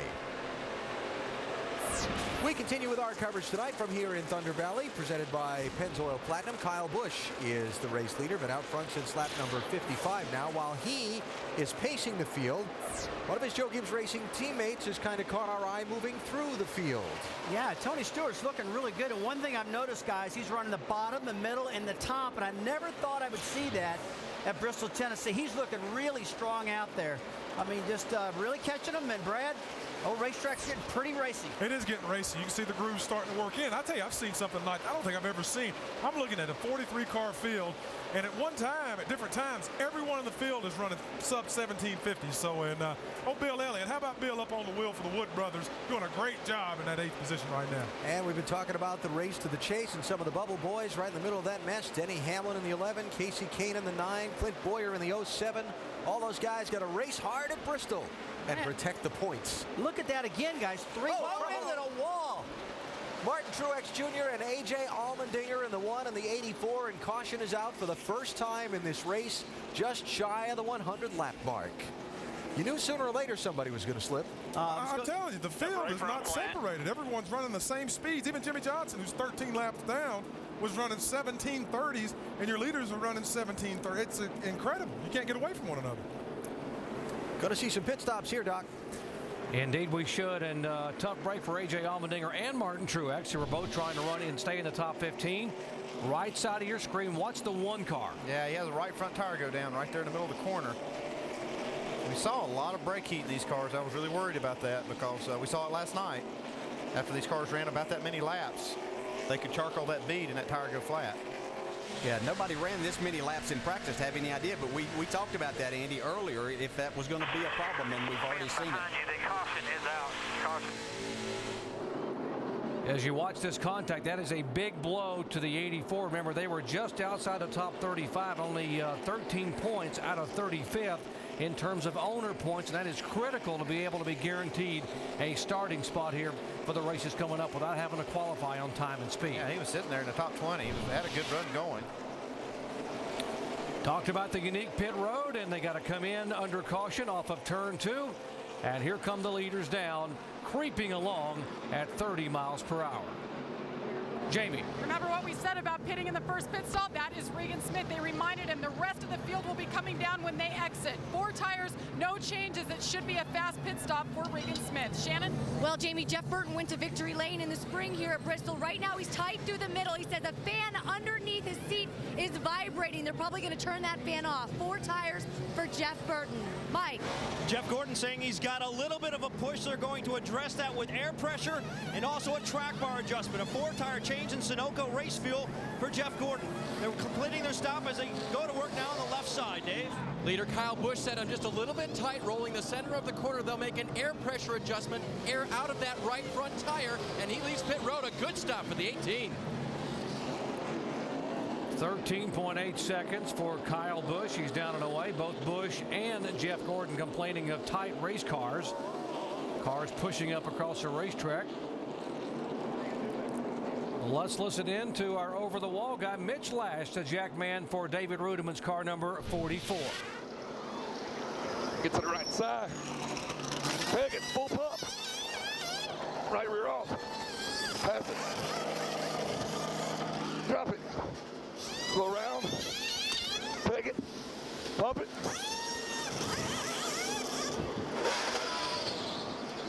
That's a day in the office. Mitch, a Navy veteran and former radio talk show host. He's the jack man for David Rudiman. Just another typical day at the office.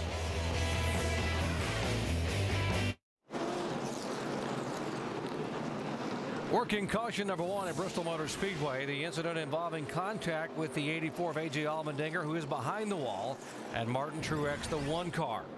Leaders have been on and off pit road for pit stops, and a safety truck trying to hurriedly back into his stall there. He will get there, and the pace car will pull away. So we will get back to green flag racing. Kyle Busch will lead him down. Carl Edwards, who was the pole sitter, a half a car length away.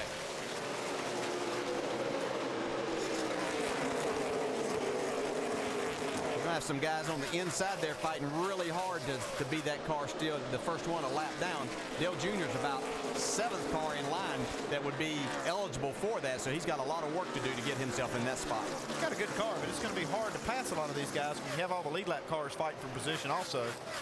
Yeah, there are 29 cars on the lead lap. Bobby Labonte, the first car lap down. He's Skinner, Waltrip, Robbie Gordon, Montoya, Hornish, and Earnhardt Jr. among the cars 1 lap down. What about the 19 car of Elliott Sadler, who's having a very good run here in the first 75 laps? We talked about how tight the conditions were on pit road. Take a look.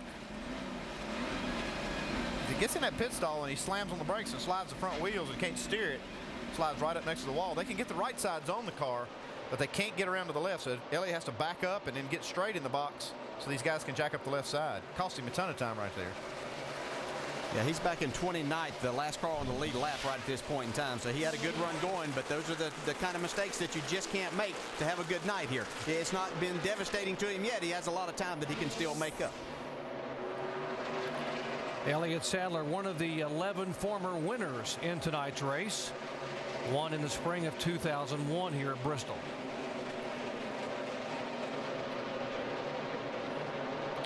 If you just joined our coverage, Carl Edwards was the leader, was the pole sitter, has led twice for 53 laps. Kyle Busch has led 55 laps. Jeff Gordon credited with leading a single lap. There is Dale Earnhardt Jr. Why is he a lap down? Well, when they waved the green flag, he passed cars before the start-finish line and was black flagged, had to come on pit road for a pass-through. Yeah. I think Clint wisely let him go right there because that could have been devastating for this 07. That's a team that's fighting to stay in there, trying to get in the top 12 in points. Yeah, when you get back to him. Sounds like he feels like he got a little help there to get up out of the groove. Oh, he definitely got help.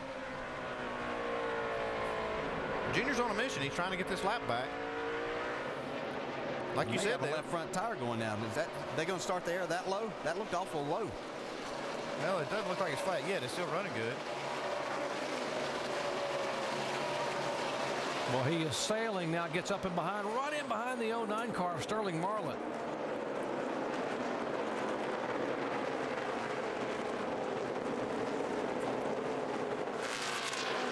This is just not racing like we've been accustomed over the years of seeing these guys be able to race 2 and 3 wide around this racetrack. Wow, look how high this 88 car is running. Yeah, I just wonder if that left front's going flat.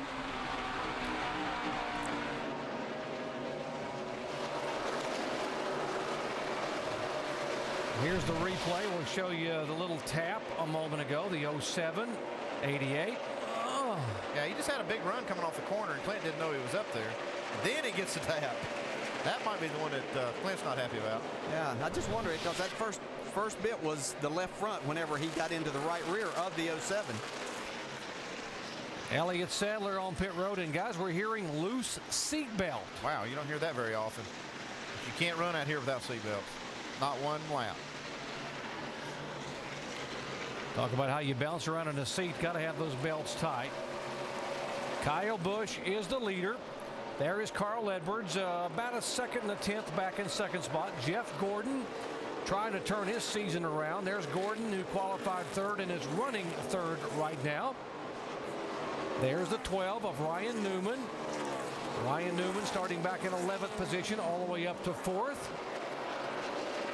And here is Kevin Harvick in the 5th place. Harvick set out the NASCAR Nationwide Series race last night. Had Cale Gale sit that car on the pole because his focus was winning here tonight.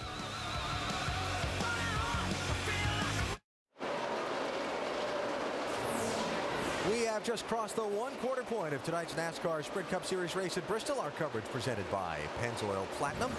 160,000 here in Thunder Valley looking on as Kyle Busch leads tonight's race. Our AT&T Crew Chief Challenge question we asked a little while ago: which of the bubble drivers is most likely to miss the chase? Jeff Gordon, Casey Kane, Denny Hamlin, or Clint Bowyer? You said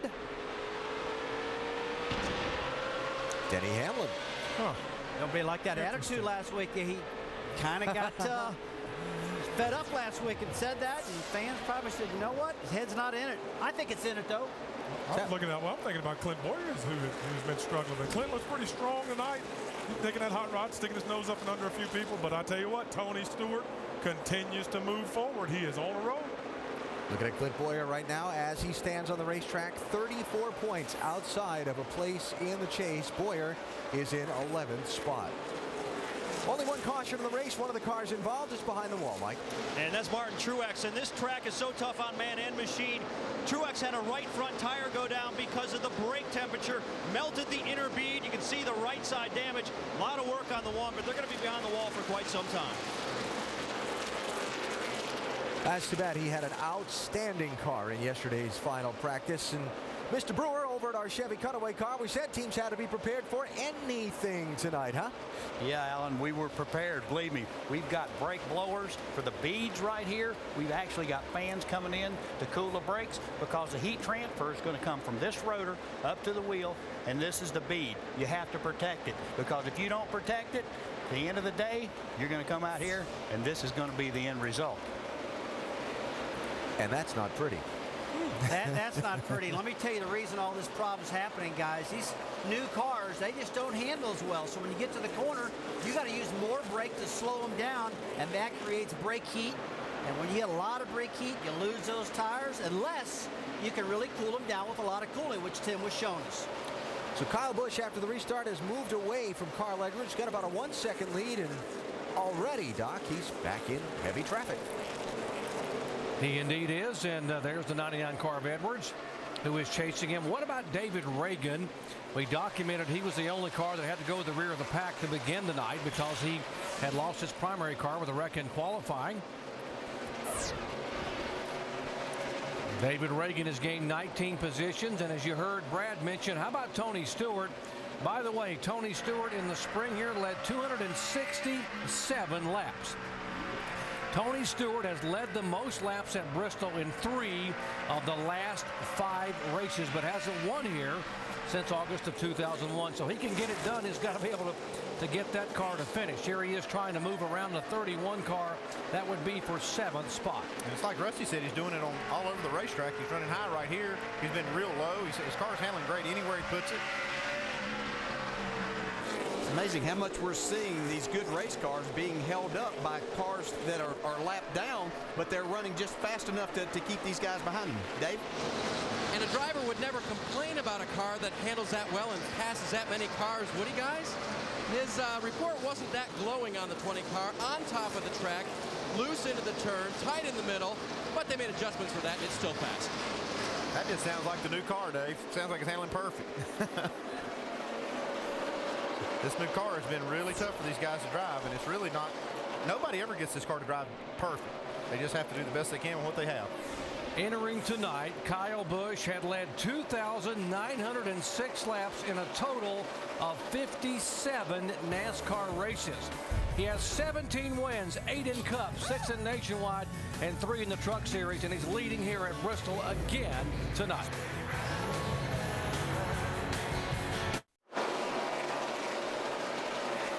Kyle Busch currently leading the Sharpie 500. He has now led 93 laps in a row. Dale Earnhardt Jr., 1 lap down, being shown in 33rd position by virtue of jumping the start at the beginning of the race and having to come down pit road. Let's listen in. The right rear is just chatters outside the car into the center, and right here is just really hard to get power down. Right into the center right here, chatter the right rear out. It's real hard to get power down. Wow, that car's a handful right there. I don't know how he gets all that out while he's trying to steer that thing. Is he spinning the tires? Is that what you hear, blinding the high-pitched revs? Yeah, you can hear the engine rev up on the straightaway. I mean, he's really having a hard time getting power to the ground. He is back in 33rd position again, showing 1 lap down. Well, let's get you up to speed on the top 15 cars in the field, beginning with our leader, Kyle Busch. Here's Dave Burns. No problems right now for leader Kyle. One of the reasons why they could expect so much out of this car, Steve Addington, the crew chief, told me, they got some long runs. In the 96 laps they ran in final practice, 2 of them were of 30 and 35 laps. That's how you know what to expect out of your race car. Trying to chase him down, Carl Edwards in that 99 car. He told crew chief Bob Osborne, you know, I'm tight when I run the middle groove on this track, but that's where the speed is. That's where we need to work on this car. It's still a little bit tight in that middle groove. Mike? You know, Dave, talking with Jeff Gordon's crew chief Steve Letarte this morning, asking him how the car was, he said, you know, it's like Groundhog Day. It's the same thing every week. They were struggling tight middle and loose off, but it appears they've gotten the car pretty good. Jeff just came over the radio not too long ago saying the car's really turning well right now. I'm pretty happy with it. Meanwhile, Ryan Newman has to be pretty happy himself. Yesterday during practice, in both practice sessions, was running in the 20s. The car was not spectacular. They made minimal adjustments to the race car, but it is definitely one of the fastest on the racetrack right now. Last time down pit road, his instructions to Roy McCauley, leave it, don't change a thing. Dave? Kevin Harvick, running 5th, had a race car that was loose, so they took a spring rubber out of the right rear spring, made an air pressure adjustment, just radioed in. Now it's pushing and it's loose. Tough way to handle it for tonight for Kevin Harvick, but still fast. High line behind him. The 9 car of Casey Kane being passed by Tony Stewart right now. Stewart saying that his car is still tight in the center and loose off. The 9 car of Casey Kane saying it's better on this run. Maybe he can get that position back from Stewart.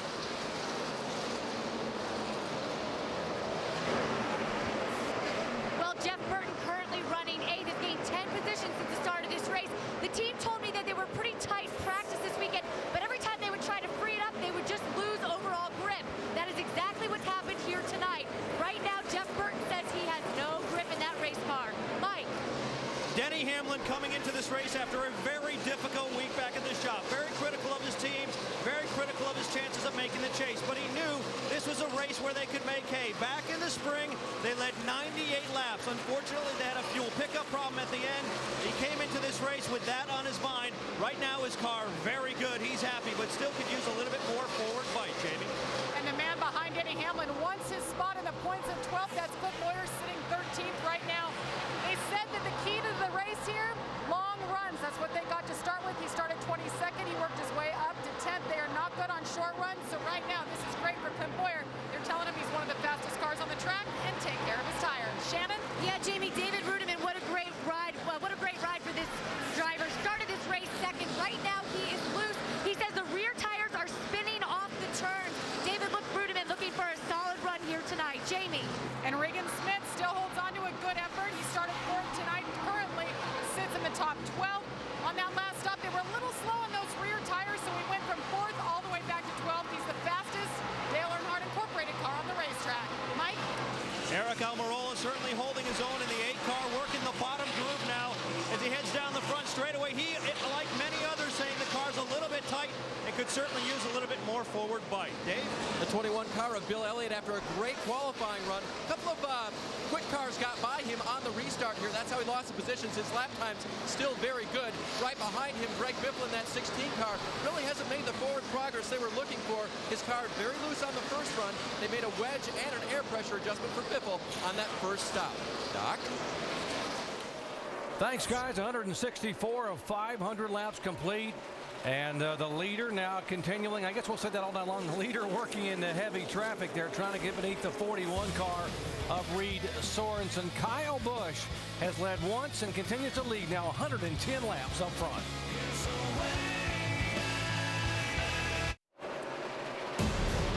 College football coming your way. Gillette presents Kickoff Week on ABC. Next Saturday night, you'll see either Nick Saban's Alabama Crimson Tide take on the Clemson Tigers or Michigan State Spartans against the California Bears. The Chick-fil-A College Kickoff game as part of College Kickoff Week presented by Gillette on ABC Saturday, August 30th at 8 Eastern Time.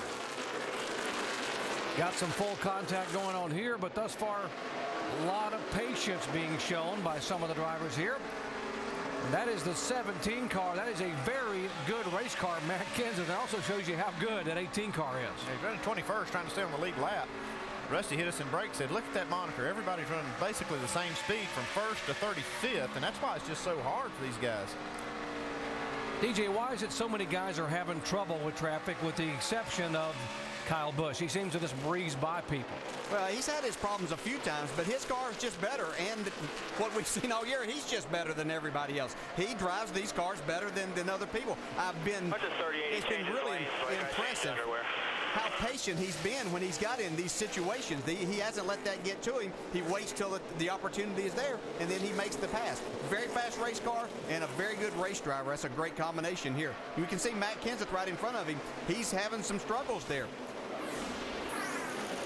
But these guys, again, they're running the same speed, Andy, so it makes it more difficult. Got to be frustrating for these guys. It makes for great racing for us. Look at these speeds at the line. Everybody 110 miles an hour, basically. 111 for Clint Boyer, fastest car on the racetrack.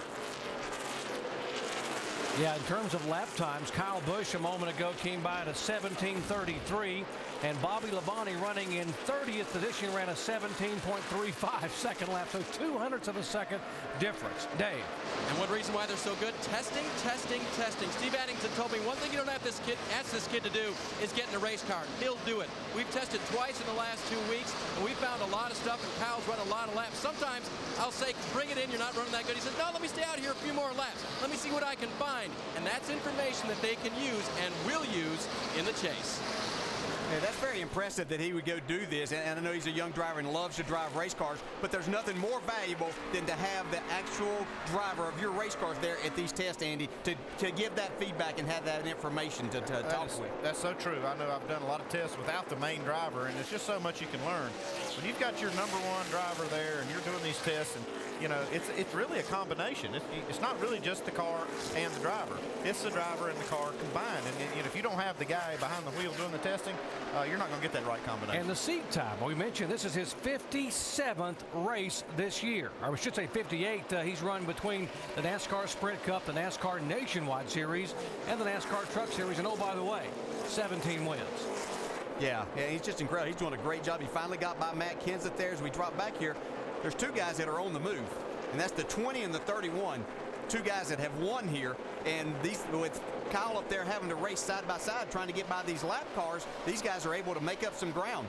They're back there less than 4 seconds from the lead, and so it's really helping them. They have fast race cars and are both doing a really good job. Be interesting to see how they can go through this traffic now, though. The leader's the one that always has the most difficult. Check out Denny Hamlin here in this 11 car.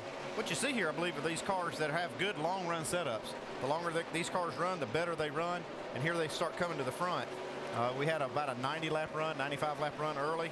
These guys started coming to the front. Now they're doing it again. 12 and 99. They are battling for the second position. Edwards trying to get beneath the 38 of David Gillen. There's Sam Hornish above him. And boy, there's lots of traffic, somewhat of a danger zone, Rusty. Well, Doc, you're exactly right. But I tell you one thing I'm looking at, guys, we're lap 187 right now. And Andy, you remember lap 100 is when I start blowing some tires out with excessive heat, man. I'm looking at 13 more laps before we're hitting that other 100 lap mark. I think I'm going to be eyes wide open and wait to see who goes next. Oh, you don't want to be the first one to have that problem. It's going to bring a caution out and save everybody else. But you don't want to be the first guy to have a tire problem. Well, the first guy to have one tonight occurred on lap 96, and it was Martin Truex. He cut a right front tire and took A.J. Allmendinger with him.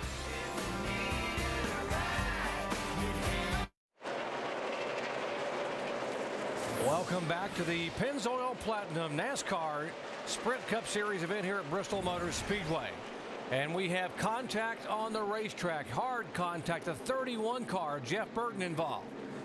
Yeah, Joe Nemechek's also in there, and I believe that's the 09 of Sterling Marlin. Yeah, there's the 09, heavy damage on the front of the winner here back in the spring. Yeah, Burton's got big problems. He got a busted radiator. Looks like he's not real happy right here.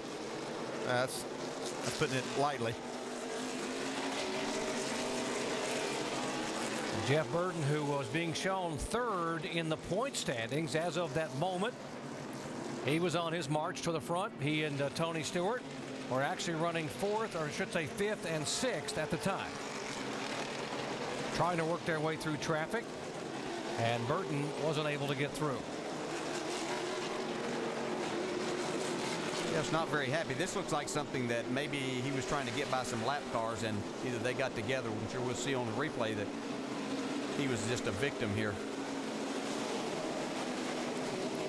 And we just documented a moment ago that he was following, and the 20 car were going back and forth to get through traffic. There is Tony Stewart and the 09 of Sterling Marlin.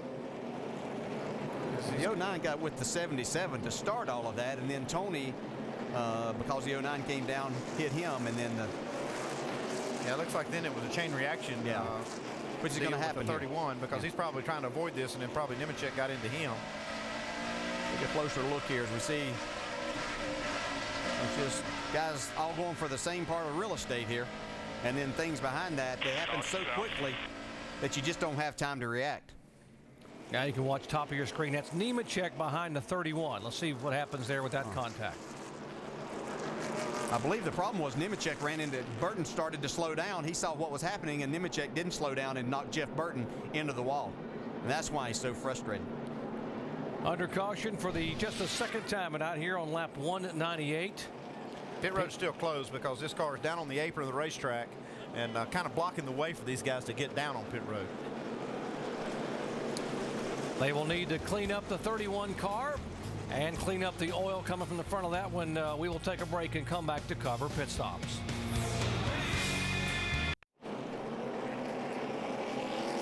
Working caution for the second time tonight here in Bristol Motor Speedway. Hard contact involving Tony Stewart. Contact with the 09 after there was a little bit of a shunt between the Sterling Marlin and the car of Sam Hornish. And then trying to woe down the 31 and 78, Nemechek and Jeff Burton. Burton, the most heavily damaged car of all. He has been taken to the care center to be checked out. We are under caution, and pit crews are getting set to service these cars on pit road for the second time tonight. There's the chain reaction, 09 and 77.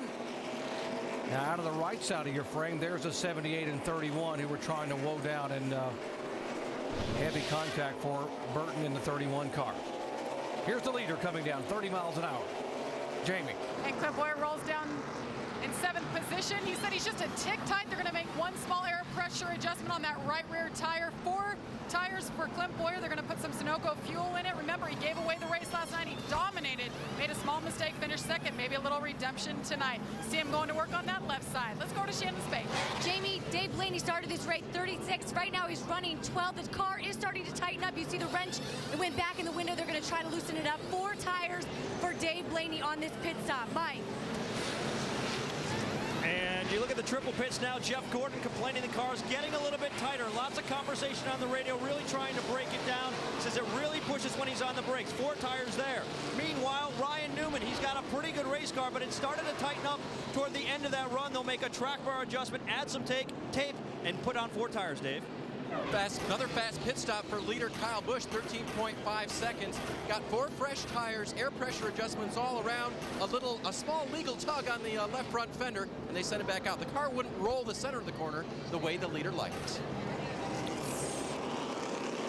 Carl Edwards up a spot. Jeff Gordon back 1 on that pit stop. Again, great pit work, as you heard Dave say, for the 18 of Steve Addington for Kyle Busch. So not only is the driver getting it done, the crew on pit road is getting it done. Here's the 31 car who was being shown third in the point standings. Hard impact for Jeff Burton.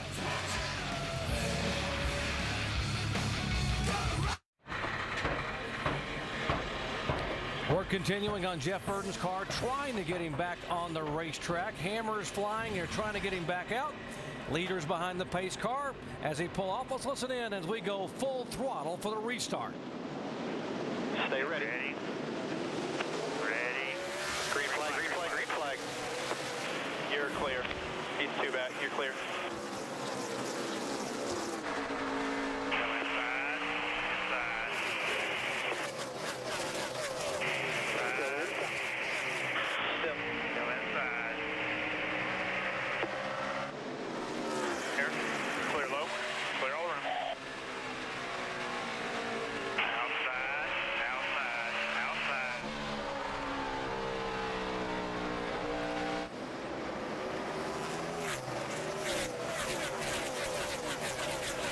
Still out there.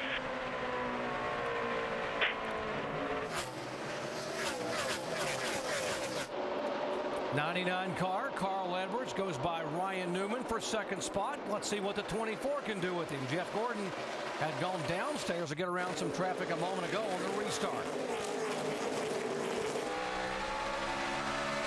It looks like Matt Kenseth's got himself in a position right now. He is 1 lap down, but if caution were to come out, he could get that free pass. But he's going to have to do some hard racing here. Shannon is caught up with Jeff Burton down in the garage area. Yeah, Doc, Jeff Burton is standing out here waiting for his guys to get the car back so we can get back out onto the track. Jeff, walk me through what happened from your point of view. 2 cars got together in front of me, and the car behind me didn't get slowed down. Just kind of a typical Bristol wreck. You can't see through these cars very well, and just the car behind me didn't get slowed down. Just wrong place, wrong time. AT&T Chevrolet was really fast. I was just kind of riding, to be honest, taking my time, and it didn't work out for us. But I'm really happy with the way the car ran, and I think our best is yet to come. Yeah, obviously you guys came into this race looking for a solid finish. You won here in the spring. How much of a hit is this to your point standing? I won't know till the race is over. We're in pretty good shape in the points, but things like this are going to hurt you. But it's nothing we could have done different tonight. We ran well, we put ourselves in good position, and we got wrecked. It's nothing, you can't lose sleep over things you can't control. We'll be okay. All right, and you can see the guys busy at work on this 31 car, wanting to get Jeff Burton back onto the track. Doc? The key words there were typical Bristol and visibility. That is an issue there, looking up at the back of these rear wings on these cars, DJ. Yeah, that's one of the things that you lose with these cars is being able to see through the back glass into what's going on in front of that car. Oh, big crash down here. Another chain reaction crash. Casey Kane involved. The 11 car involved Denny Hamlin. Casey Mears involved. Casey Kane, this is going to be a big blow for him in points. Heavy contact. There's the 7 of Robbie Gordon. They're going to throw a red flag right here. The track is blocked. It's just that's extra fuel in the, yeah, there it goes. He started it up just to put the fire out. That's just excess fuel in the tailpipe that was burning. He's trying to get it started, Cole. Sam Hornish, the front of his car, sheared away. There's Casey Kane. He's just trying desperately to get this car to the pits. He knows, the implications of this and what it's going to do to him in points. He wants to get over there and get it fixed as quick as he can. Casey Kane had lost 3 spots last week with that 40th place finish at Michigan. Here's Sam Hornish trying to get unbuckled. Oh, there's Casey. Oh, my. And he had been so good at this racetrack, one of his better racetracks, after finishing second here, leading over 300 laps in this race a year ago. Restarts are probably the most dangerous time at this racetrack. All the cars have on fresh tires. Everybody's running hard. And they were about a second a lap faster than they had been before the caution came out. I was looking for lap times. These new tires had them really glued to the racetrack and really running fast. Things just happen a lot quicker. Yeah, and I wasn't seeing a lot of give and take back through the pack. Everybody was racing extremely hard, trying to hold their position or gain position, which is obviously what they're here to do. Casey wasn't a part of the original start of this accident. He just happened to be in the spot that collected him. team back there knowing they've got to have everything ready. Andy, you've lived this before. What's it like? Yeah, it's not fun, but what you got to do as a crew chief is get everybody a job, coordinate this thing, and fix what needs to be fixed. Show you what happened here, how this melee broke loose down in turns 1 and 2. There they are coming by the start-finish line. Contact. There's Mears. Like Michael Waltrip was involved. 07 of Clint Boyer also involved. Gosh, what a wreck. Reed Sorensen able to get stopped there somehow. Looked like this started with Casey Mears just maybe not clearing the 55 car as he was coming off of turn 4, and that just started a big chain reaction accident going down into turn 1 then. Easy, back it down, back it down, back it down, back it down, stay low, clear high now. Nice work, son. Okay, here's Clint Boyer. You can see what happened here with him. His contact in front of him. Come on, Gets a piece of it. Low, turn left, turn left, turn left. And we didn't see him that much involved, but he's going to have some damage. Yeah, he's hitting the right front wheel. He hit a lick on that right front. Right there. Yeah, that's going to. Oh man. Oh. Was able to keep it off the wall. Boyer was. Man, look at all these other cars. And in terms of points, the two bubble drivers, Casey Kane, who was in 12th position, and Clint Boyer in 13th, both Stay low, go low, go low. Come on, keep digging, all clear. Wow, David Rudeman did a fantastic job right there in that UPS Toyota of missing that. He had his car almost completely sideways and was able to miss it. That's just, when you miss that, you just know that it could be your night. Things are going your way. Announcement made today that Casey Mears, by the way, will become the 4th driver for their Richard Childress Racing. Let's go down to Dave. And from the replays we've looked at, guys, Case, looks like you just got clipped.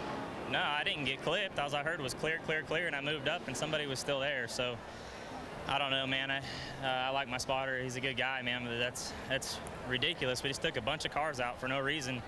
I was just running along. I heard clear, clear, clear, and went up, and there was someone still there. So we just took out a bunch of cars for no reason, and ourselves. So pretty upset about it. There's a lot of people that got involved with that shouldn't have been involved at all, because it shouldn't have happened. Thanks, Case. Glad you're okay. One key thing here is the spotters are up on the roof going into turn 1, and they don't have a very good angle, at least coming off forward down the front straightaway to clear their driver. They have to make sure you can't call it very close there. Yeah, it's probably the worst spot that they'd have, but as a spotter, you have to know that your driver's clear. Robbie Gordon, Casey Kane, Sam Hornish, Casey Mears, Michael Waltrip, Clint Boyer, and we'll set some of the other damaged cars when we come back.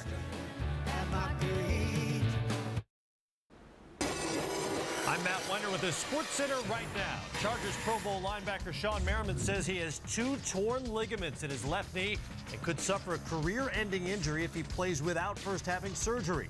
He's seeking more opinions before he makes a decision. Pat Burrell hit his 30th homer, matched his career high with 5 runs batted in. The Phils' 9-2 win. They're putting heat on the Mets, who trailed the Astros 8-3. Details on Sports Center after the race. Every car out here, my company usually does well the week after the night race. Big time hit here at Bristol, Tennessee. This is the typical Bristol. Unfortunately, it is the full contact stock car racing we talk about. And Casey Mears, if you just joined our coverage here, are the cars involved, the 7 cars involved.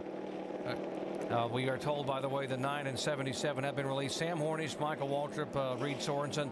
The initial incident, Casey Mears saying he was cleared by his spotter, pulled up and then hooked from behind by the 55 car of Michael Waltrip. This is tonight's Sprint Cup monster moment.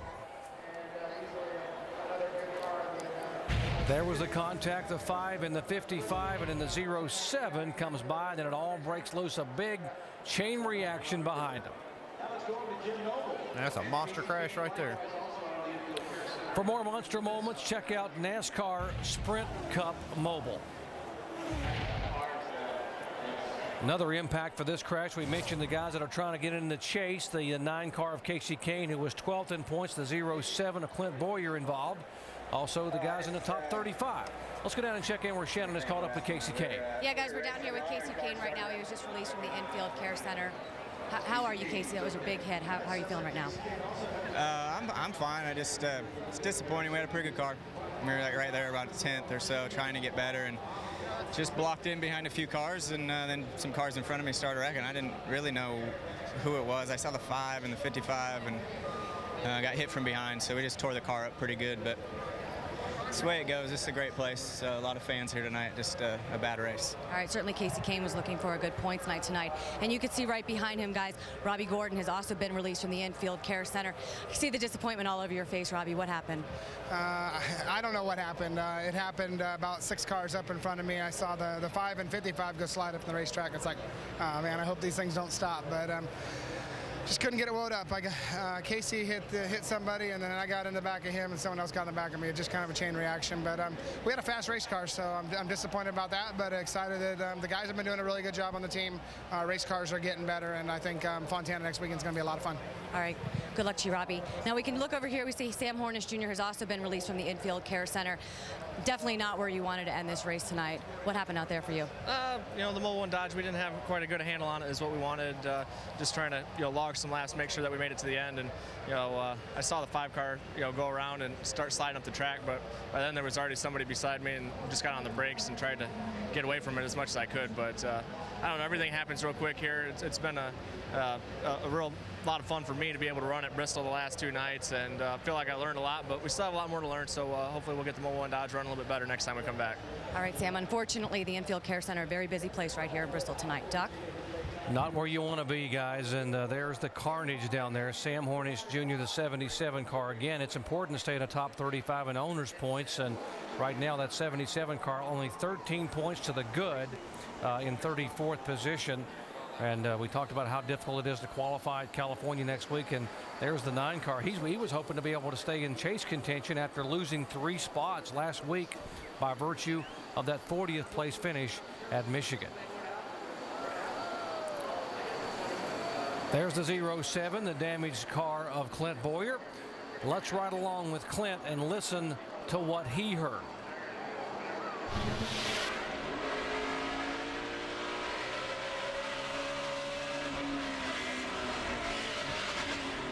Michael Waltrip is the worst driver in NASCAR, period.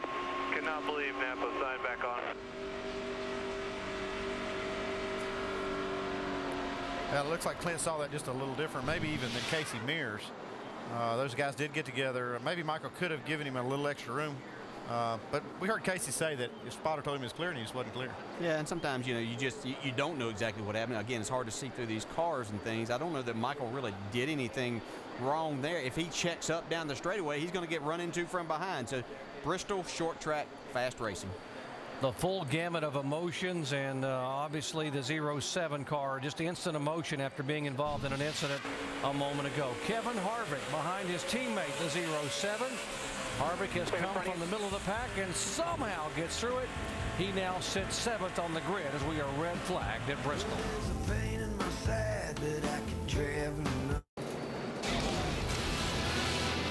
The NASCAR Sprint Cup Series from Bristol, presented by Pennzoil Platinum, brought to you by Allstate.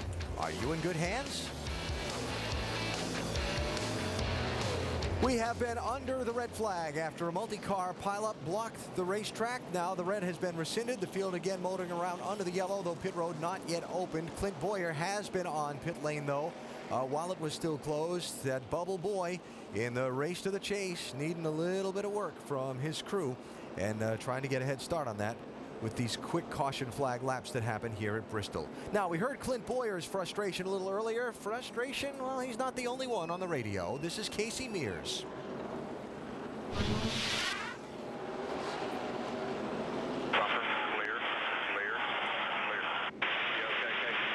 I wasn't clear. God dang it. And that, as you heard from Casey Mears as well out of the car a moment ago, led to the big mess that swept up, among others, the 9 car of Kasey Kahne, one of the drivers oh so close to trying to lock up a place in the chase. Pit road is open, and it looks like the front runner is going to choose to stay on the racetrack here. And so now that the field has cycled around through a little scoring loop, let's check those Race to the Chase standings, and we're going to find that 9 cars paying a price. Yeah, he is paying a price right now, but Alan, the biggest thing these guys got to do right now is get these cars fixed, get them back in the racetrack, even they're going to be off, get some points back. Take a look at Reagan in the top 12 right now. I tell you, Brad, that's a big move for that kid. He's been running good all night long. He has been very consistent, and the scary thing is when Clint Boyer drops out of sight, he's down to 14th position right now. He's got a lot of damage to that race car. He's got a lot of work he needs to do. It's going to be a long night for that 07. Remember, David Reagan started last in a backup car. He's running 14th now. We'll track the repairs on Kasey Kahne and Clint Boyer's machines when we come back to Thunder Valley.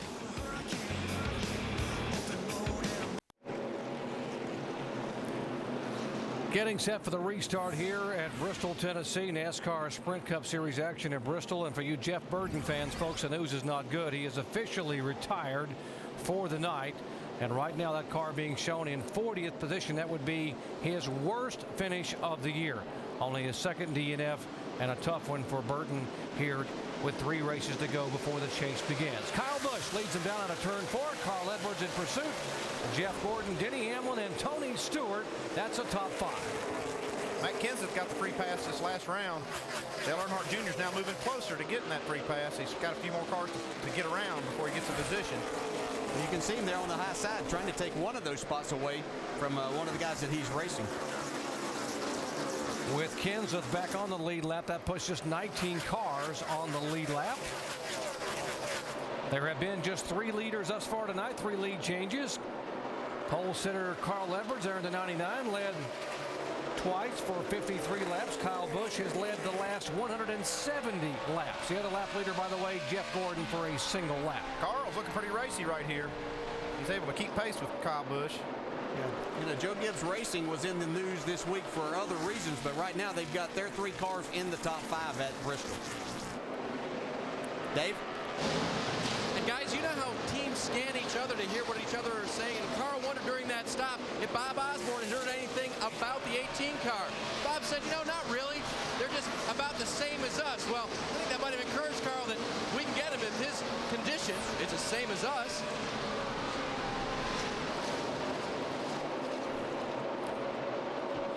Battle heating up for 3rd position. Jeff Gordon, Denny Hamlin, Tony Stewart is there. Boy, how quickly things can change to 24-11, having miserable finishes at Michigan a week ago. Jeff Gordon finishing 42nd. Denny Hamlin so frustrated, and they roar back here at Bristol, both running in the top 5. We can see Jeff Gordon move up the racetrack. Denny Hamlin's trying to make his car stick down on the inside. This has been a tough pass for everybody all night, but Denny's been able to make this work coming up through the field to get himself up to 4th spot. See Tony being real patient behind these guys. Also saw some smoke from underneath the 20 getting in the corner. That's that splitter hitting the ground. When these guys run these fast lap times with good tires, you'll see that. While these 3 battle here side by side or down, that's allowing the front 2 to get away a little bit. Now Hamlin gets enough grip to pull up alongside the 24 car. Can he get by, though? Yeah, he made a really good run off of that corner just a minute ago. It looked like his car's really fast. Oh, that's exactly what happened a while ago. That's the same thing we saw a while ago. These guys just by inches. Whoa, and you can see the 20 car going up the racetrack. And Jeff Gordon is almost sideways again behind the 20 car. He gathers it back up. They kind of used up the 24 there for a minute. They didn't mind doing that and went on and looked like Jeff just had to get completely out of the gas. 88 car behind him there. That's Earnhardt Jr. He's being shown a lap down in 22nd position. You see the 12 car of Ryan Newman coming into the picture there. He's in 6th. He's had a good race car for most of the night, but on this set of tires, his car wasn't as good on the start of the run. So it's going to be interesting to see. He was really fast as we got a lot of laps on the tires earlier. I heard Jeff say he better be ready. I don't think he was happy about this move right here. First he got cut off by the 11. Gets a little nudge from Tony. He's going to get a bigger one right here. You know, there were 11 cars that didn't pit under that caution. Andy, with all the debris that was put down on that racetrack from the wreck, I bet there's a lot of crew chiefs worrying about picking up something and getting a flat. Yeah, you're right, Alan, but they spent a lot of time cleaning that racetrack up. I was watching the cleanup, and they've had a lot of trucks, a lot of vacuum vehicles out there, and they didn't roll the cars until they cleaned up the track. They threw that red flag right away, so they may have a chance of being okay on that deal.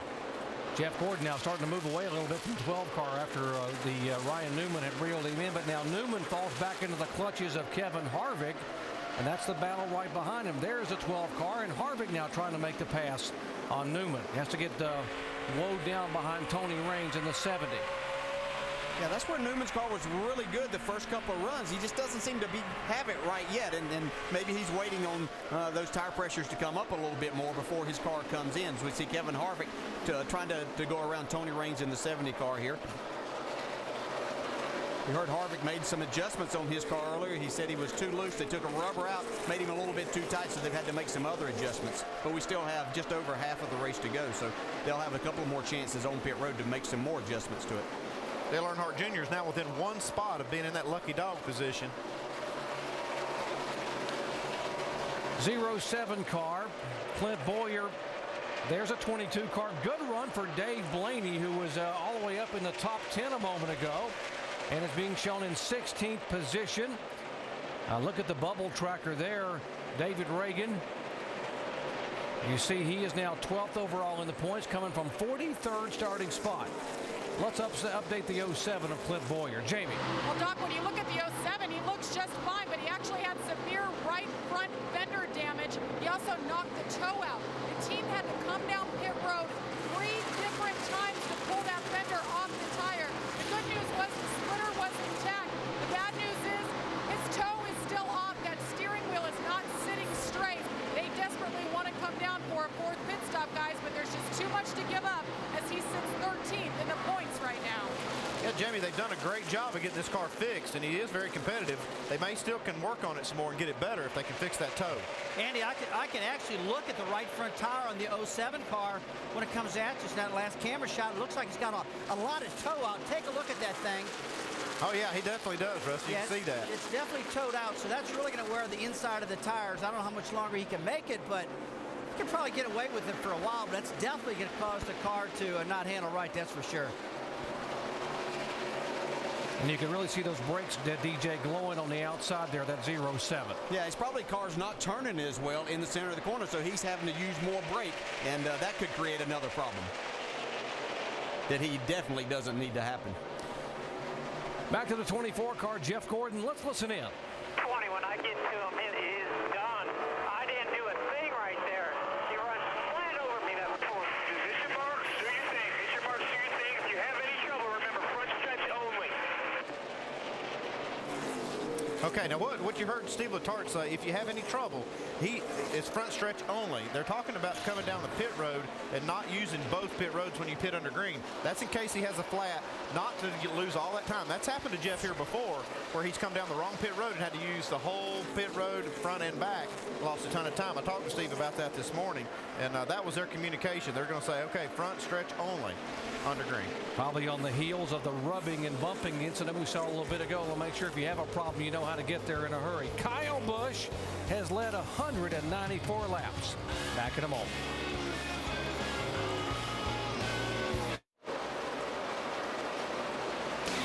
Just past halfway in our NASCAR Sprint Cup Series coverage from Bristol tonight, presented by Pennzoil Platinum. Lap 256 complete of 500, and Kyle Busch is the race leader.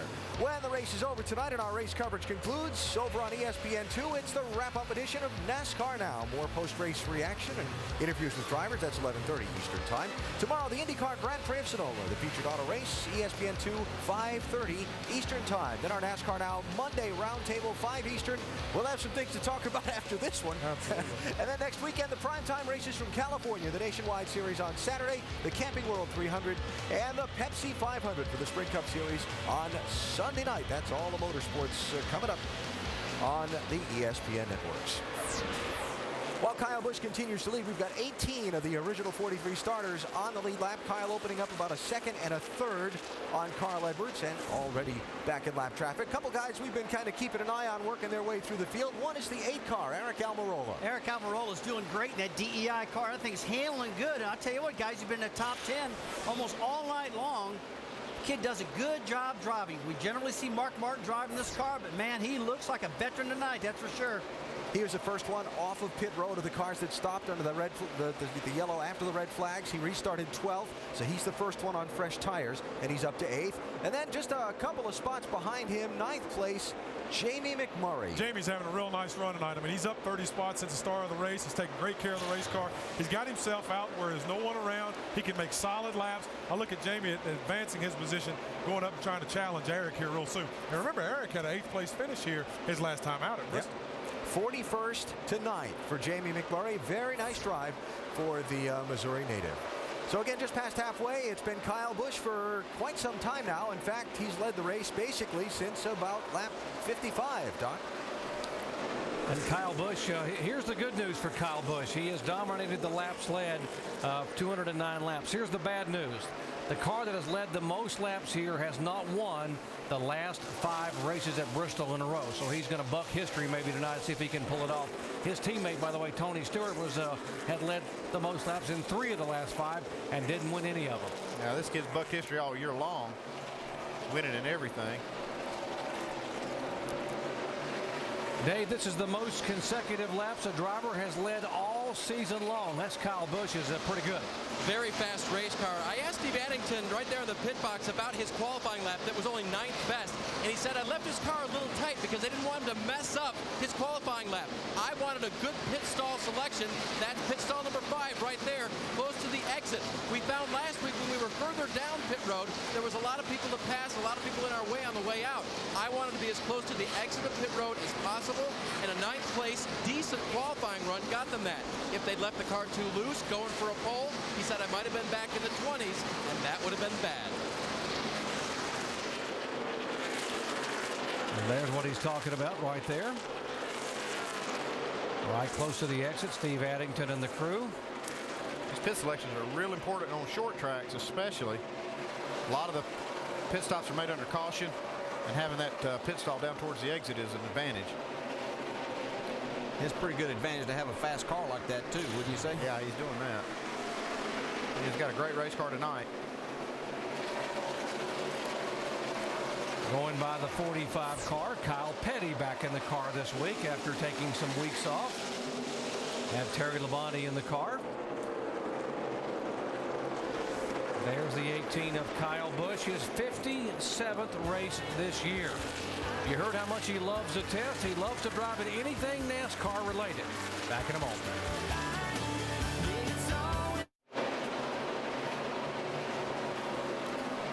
Bristol, Tennessee, 3 races remain until the chase, the postseason begins. And here's the ticket to the chase. All races televised live on ABC. We kick off the chase 1 p.m. Eastern time at New Hampshire Motor Speedway.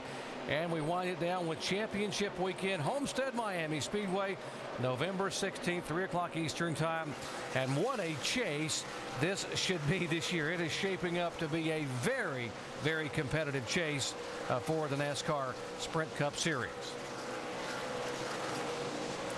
To be part of the action, get your tickets at www.nascar.com/tickets. Kyle Busch is still the leader. He's having pretty much his own way with this lap traffic, but then he gets to certain few cars that give him a little bit more problem, but he's able to stay ahead. We have one in the wall. Dave Blaney just nosing down. Oh, just getting by. Kyle Busch just missed 22. Wow, the 15 and 18 just barely got by. Well, that's a hard lick for Dave Blaney. It'd be interesting to see if he got help there, but this is coming off of turn 2 and just shot down across to the inside wall. Blaney had moved up all the way to 12th position just a few laps ago, and man, he was having a great run. This is the second hard crash in a row. He had the accident at Michigan last week. He was okay from that. That's a hard hit. We see him moving around inside the car. Well, you just want so many good things to happen for Bill and Gail Davis and this team, trying to keep things together. Dave Blaney driving his heart out here today. This is what you talked about a week ago. Yeah, just an innocent victim right here. Lucky the car didn't turn over, but it was a hard hit on the driver's side. But Dave was okay. Had a good run going at Michigan also. And just a moment ago, as he came off of turn 2, he was in a pack of cars. It's another one of these things where you see these guys get together, they're not quite clear, and then Dave's a victim. There's Menard. There comes Kyle Busch, just barely by in front. Now watch the 15 and 18 split him on either side. Kyle Busch saw it happen and backed down. Gave himself plenty of room there, but great job. He thought it was plenty of room. Yeah, that's heads-up driving. Fortunately, Dave out of the car with that almost head-on lick into the inside wall.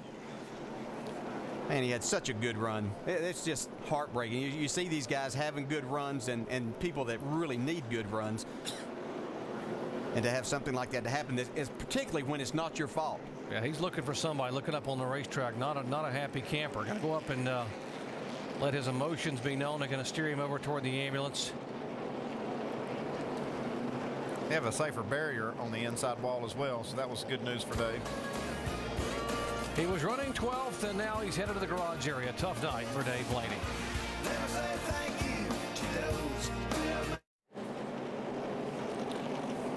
Working lap 286 of the Sharpie 500. We are under caution for the 4th time tonight. There's the reason for the yellow flag. Heavily damaged Toyota of Dave Blaney. Here's what happened to Dave Blaney just a moment ago. Right side of your screen, there's the contact, the 0, 1, and 28. Yeah, it looked like the 28 just ran the 0-1 out of racing room, and Dave Blaney had to take evasive action, and unfortunately it got his car loose and he hit the inside wall. Let's check out our Allstate Good Hands move of the race. Watch our leader, Kyle Busch, somehow avoid this. Oh. And that's even harder than it looks, because even though he was slowing down, when you get down on that part of the track right here, that gets really slick, and he had to make a turn. He could have easily spun the car out right there. On behalf of Kyle Busch, Allstate will donate $1,000 to the Urban Youth Racing School. Been that kind of year for Kyle Busch. Yeah, he's kind of done everything right and been in the right place most of the time. And when he's not in the right place, he does a great job of avoiding. He makes his own luck sometimes. He does. He did right there. Yeah, absolutely. Pit road's still closed because they've got that car of Dave Blaney down there at the exit of the backstretch pit area. You know, we were talking about Clint Boyer, who was involved in that previous accident and how it knocked the toe end out, and you saw that. But he's worked his way back to 11th spot. Yeah, a lot of times when you get that toe end knocked out like that, it's not that big of a disadvantage on a short track. Can actually, I've seen it sometimes actually make your car better. You know, it may end up putting a little more wear on one of the tires that you don't want to see, but it's working pretty good right now. His car's been real fast since the restart. Jamie? Hey guys, you're talking about the plan for the 07. Actually, Clint Boyer just radioed in and said, all right, are you going to be able to fix that toe? And Gil said, you know what? We can't. We cannot afford to lose so much track position.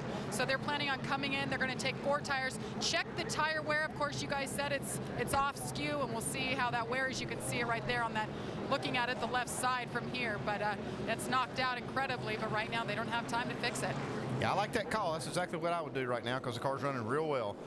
I want to see what this toe end actually looks like. You know, it's just really the relationship of the 2 front tires, and you get against the wall, or like we saw Clint Boyer get against another car, can bend some of these rods, these suspension rods here that hold the toe end straight, and that's toe out right there, as you see, and that's kind of what's happening to Clint. You see the car, if you happen to get up into the wall like that right there, it can just toe that right front tire out. But I swear, Dale, I've seen that actually make cars better. Andy, I actually had that happen at Martinsville one time and almost won the race, and I was questioning why the next time we went there, we didn't come back with the toe end way out. They wouldn't do that. Here comes Boyer on the pit road now. Jamie?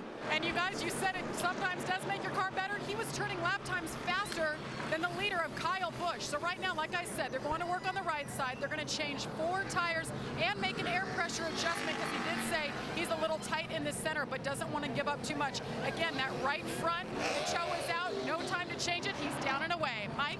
And Denny Hamlin pretty happy with his race car. In fact, if you look at his lap times when he's in clean air, he's He's as fast as the leader. A little bit tight. They're going to make a chassis adjustment on the right rear, half round down. They'll also make an air pressure adjustment on the 11, Dave.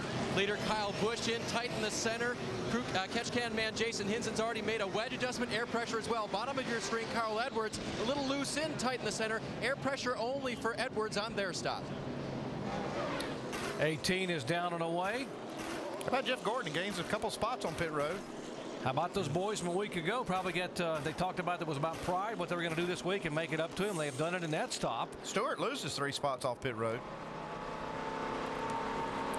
26 crew cam. This is the jack man, Sean Irvin out of Monterey, California. Yeah, he's the cousin to Ernie Irvin. Let's watch him at work. Jackman's really the quarterback of the pit crew because he is the one that determines when the car is ready to go. He has to make sure these guys get all the lug nuts tight, and when they do, he can let it go. And it's his call. Good job of those guys. And how about Jamie McMurray from 41st starting spot? He told me this morning prior to the race that even though he qualified worse, they went up and got the setup off his teammate's car, Carl Edwards, who put it on the pole. And he said in the final practice session, we were really, really good. And that's proven out here tonight. Well, I think Shannon is caught up with Dave Blaney. Yeah, Doc, a disappointed Dave Blaney. You guys were having such a great run. What's the emotion like right now, Dave? Well, I think that's 3 in a row we've been knocked out of, and man, that's hard to take. And running good in 2 of them, ran good last week, and kept going forward tonight, was looking good. And I don't know, a couple of them got together and they just kind of bounced into me. So that's the hazards of Bristol. Just wish it wouldn't happen to me. Yeah, Doc, and of course Dave Blaney not running for a championship, but trying to stay in that top 35 in owner points. They will try to get that car repaired and get him back out. Got to be so disappointing. 3 weeks in a row, he might have had a top 10 finish. The Rose Bowl of racetracks. We call it NASCAR Sprint Cup action at Bristol Motor Speedway. Set for the restart. Kyle Busch leads him down, and on the bottom of the racetrack, the first car a lap down, Dale Earnhardt Jr. was trying to hang there and couldn't quite as Busch, Edwards, and Gordon pull away. He got caught sleeping just a little bit on that restart. Kyle Busch got a great start on him. He's in the right spot. He's still in that lucky dog spot. Yeah, Paul Menard, who we saw barely miss the 22 car on that last accident, he got the free pass, so he's back on the lead lap.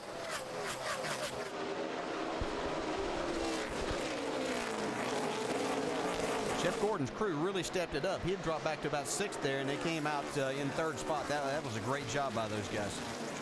Dale Earnhardt Jr., if you just joined our coverage and wondering why he is a lap down, a bit of a mistake on the start of the race. Yeah, on the start of the race, you're not allowed to pass anybody either side before you cross the start-finish line, and Junior passed about 3 cars before they got the green flag was waving, but he was a little too anxious. Guys in front of him weren't going. He treated this like a restart, which this would be legal if it was a restart, but on the initial start, like you said, you got to stay in line. And Junior gets quite a few spots, but he had to give them all back.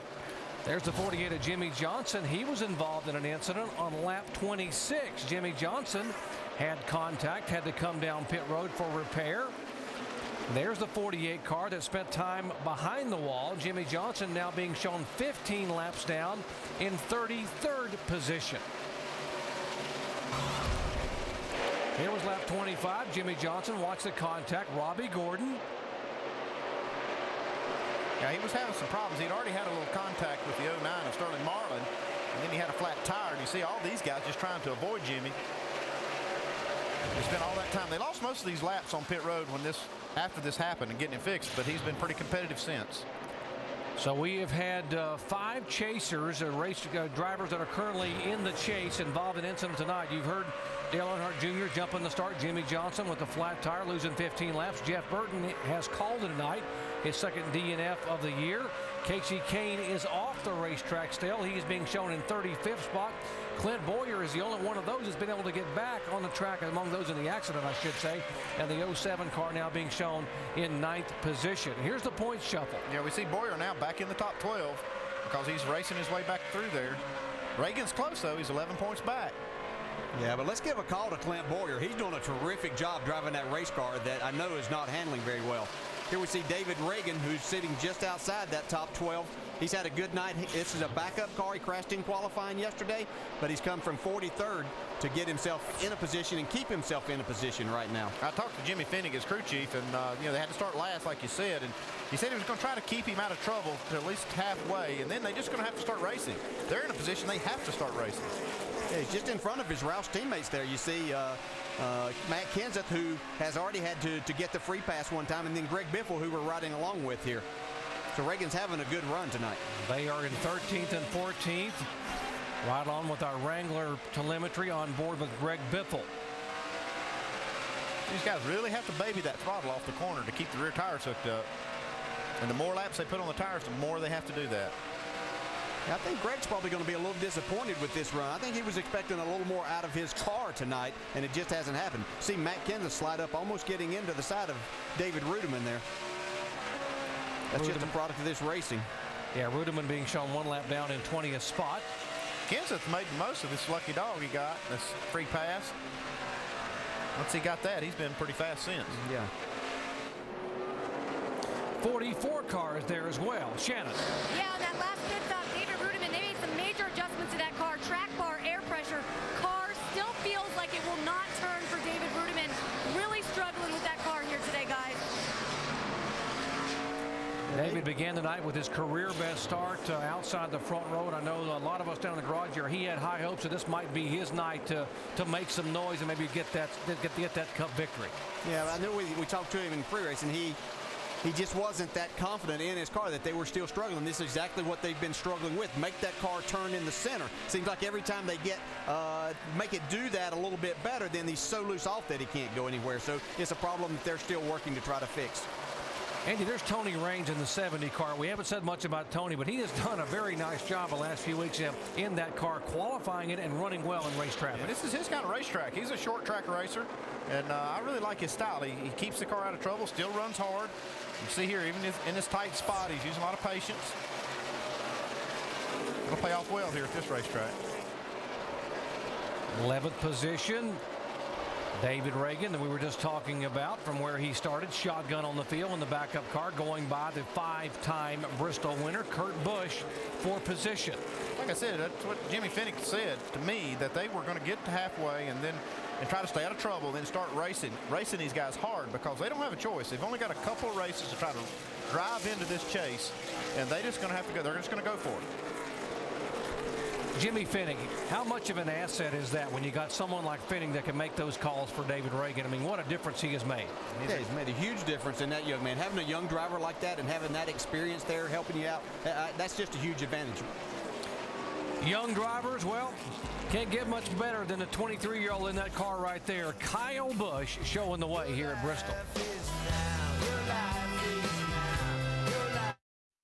The IndyCar Series invades the serene sanctuary of Sonoma wine country.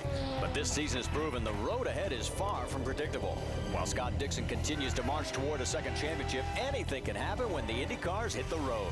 The drama unfolds tomorrow at 5:30 Eastern on ESPN2 and ESPN2 HD.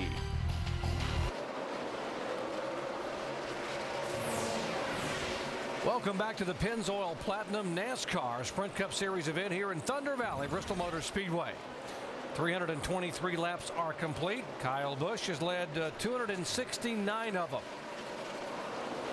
There's Kyle going by the 48 car, Jimmy Johnson. That's now being shown 16 laps down in 33rd position. Carl Edwards running in second position.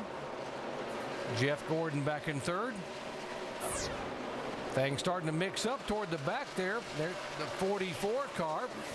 Yeah, we've been watching the 70 and 44 go at each other back and forth, and it looks like there's maybe a little temper flaring between these two.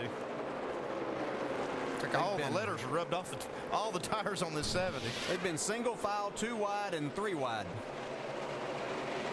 You see him up. Whoa. Yeah, there's a reason to get a little upset. Bobby Labonte taking advantage of that. Oh, yeah. Bobby says, while you guys wreck each other, I'm going to go ahead and take the spot away. Rudiman's car looks like he's kind of gone away from him. He's pretty good on the fresh tires, but that problem in the center seems to make it a little bit worse as he runs on. We see Elliott Sadler there on the bottom of the racetrack. He's had a number of problems tonight. started with sliding through his pit area or into it and against the walls, and then he had his seat belts to come undone. Had to come back in under green to get those fastened back. You don't hear that much today happening. It used to happen, you could get caught with the buckles that we used to have then, but with these seat belts now, it's just highly unusual that something like that would take place. Lots of traffic for our leader, Kyle Busch. We mentioned that the driver who has led the most laps in the last 5 Bristol races has failed to win it, which means that it's hard to dodge bullets here all night long for 500 laps. Now, Kyle's done a good job of it tonight. He has been in heavy traffic almost all night long. He's shown great patience, as he is right here. You know, sometimes it's harder. You'd think that the leader, because these guys are getting the passing flag from them first with him being the leader, but a lot of times if guys aren't a lap down, that flagman's not going to give that. He's going to let them race. So sometimes it's harder being the leader and being patient like Kyle Busch has done tonight. You know, he wants to lead. That's not hard, but it makes it difficult to go through traffic, which he's encountered for a lot of those laps that he's led. They put Regan Smith a lap down. He was being shown in 15th position. Yeah, the one thing about that is Dale Earnhardt Jr. was in that spot, and now the more cars that Kyle Busch laps, the farther away Jr. gets from that lucky dog spot. He's been really working on it all night long, trying to get that lap back. But Kyle Busch making it tough. He's lapped a lot of race cars. Here are the next candidates for Kyle to pass. We're talking about the 16 and 17. The teammate, Roush Fenway teammates of Biffle and Kenseth, who are running in 13th and 14th. These are the last cars on the lead lap, and Kyle Busch trying to run them down.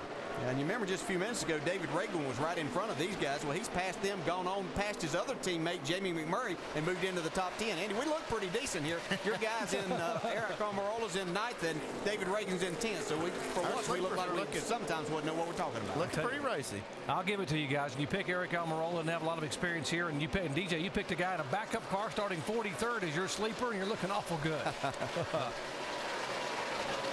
See Kurt Busch here. He had gotten a free pass earlier and actually driven himself up into the top 10, but it looks like he's struggling a little bit on this run as he battles with Greg Biffle here. These guys are actually pretty safe from going a lap down because they're about almost a half a lap ahead of Kyle Busch. They are the last cars on the lead lap. Up front, Kyle Busch, Edwards, Gordon, Hamlin, and Harvick. That's the top 5, and Kyle Busch just set and sail. Dave? And Kyle and Carl have been the fastest 2 cars all night. They'll know they'll have to race each other for the win. Listen to them sizing each other up under green just a few laps ago. Might as well just tighten it up a titch because in the long run we're better than him, but I don't want him to beat me on the short run. If we get a short run down to the end or something stupid. And guys, Carl Edwards came back and talked about how he saw that the 18 car was loose at the start of that run, and that was what Kyle was reporting. So those two are watching what each other are doing. They know where they can beat each other. Carl on the short run, but right now Kyle's got him beat on the long run. And he hasn't passed him yet, by the way, guys. You know, Carl says he hasn't beat on the short run. He's just that much better on the short run. He still hasn't gotten by him. Yeah, it's real simple. We're way better on the short run. And about 10 laps in, when we start getting a little tight in the center, he's pretty good because he's too loose to begin. I can get him on the short run. He's just a tick quicker right now in the center. What he's got to hope for then is a yellow flag with a few laps to go and get him a shot, maybe. They've sized each other up pretty well there. Yeah, we've seen Carl have some trouble making those passes on the inside, and I'm pretty sure Kyle Busch knows that too. He watched that earlier. That's how he got by him originally.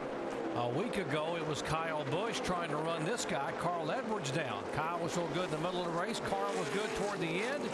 And we will see caution again for the 5th time. This one is debris on the racetrack.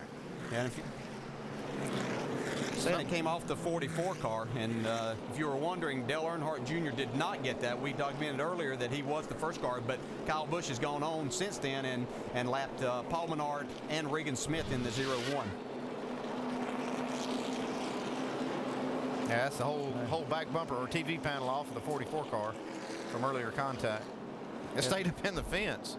Yes, up on the safer barrier there for a minute, but chances were that was going to come down pretty quickly, and NASCAR couldn't take that chance of someone running over it. But they'd been beaten on that rear. And they finally knocked it off, didn't they?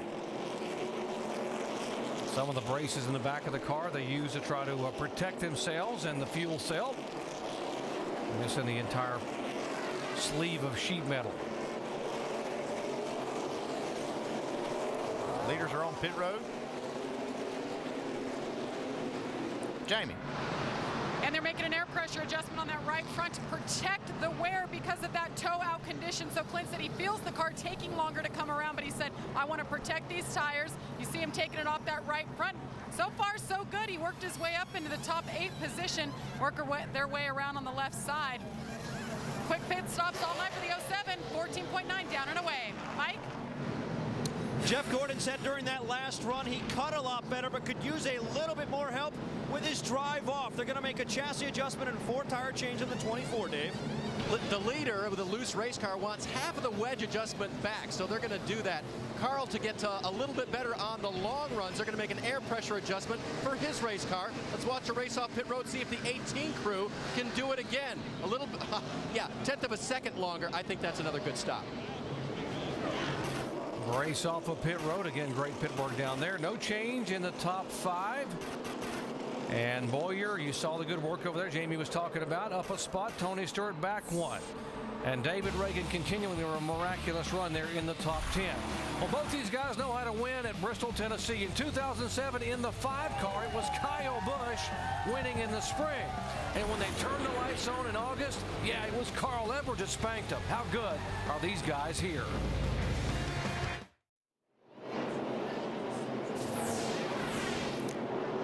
Kyle Busch currently leading the Pennzoil Platinum at Bristol, Tennessee. Pace car pulls away. Let's listen in as we go full throttle. Ready? Green, green, green. You're clear now. You're clear. Clear low. Clear. Inside. Still inside. Got the acorn with it. Clear.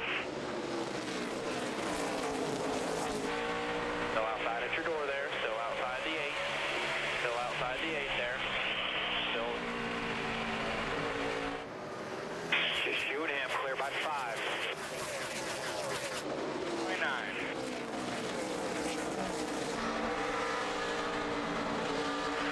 Outside. Still in there. That's your quarter. Clear low right now. Dig. Outside. Inside and outside. Clear high. High. These guys were 3 wide in turn 3 a moment ago. All the way down the backstretch, they were 3 wide. Matt Kenseth, the 17 car, being shown on the lead lap in 14th position. That's McMurray in the 26, his teammate in 13th. Up front, Kyle Busch. Andy, you were talking about it when that restart came. Kyle Busch ran the first lap on the green at 16 seconds flat. Yeah, this is amazing how fast they're running right now. And Carl, he's faster than Kyle on these restarts, but he still can't get by him. Just like Dave said, he's faster, but it's one thing to be faster. It's another thing to get around him. Yeah, he tried to the inside. Kyle's not giving much there. There he went high trying to get a nice run off the corner. He might have it here. Here he goes. Here he goes. Corner, door. He might get to the inside, but I'm going to find it hard to believe he's going to make that pass. Oh, Kyle got a bit of a wiggle coming up off the corner. Let's see if Carl can set it up again. Corner. You're all right. You can run out there. Back in line.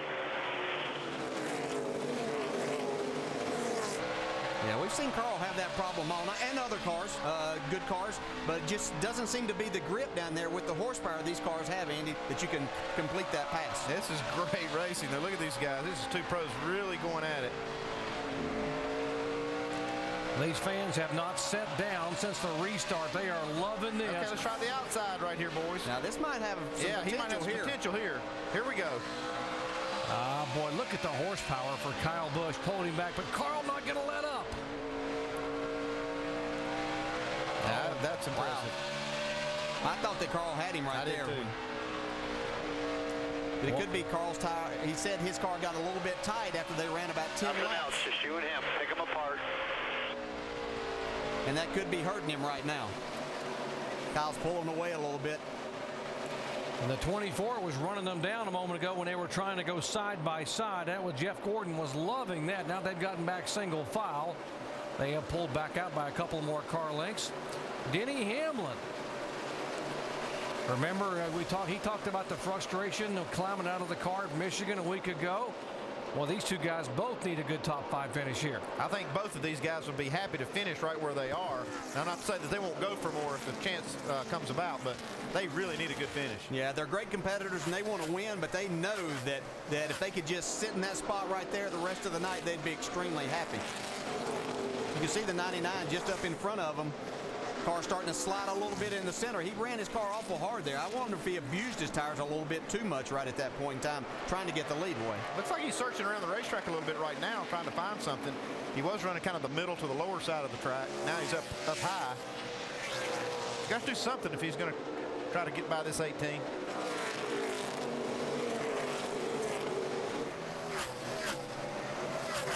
The 07 who came in concerned about just being able to be in the chase. He's been involved. He's been a cue ball, been bounced off of, been hit, been hammered, been on pit road, and now Clint Boyer has driven that car back into 7th position. And he's driven it back into the chase, into the top 12 as of now. Oh, caution's back out. Don't see anything. 6 caution flag tonight. We'll bring it out on lap 364.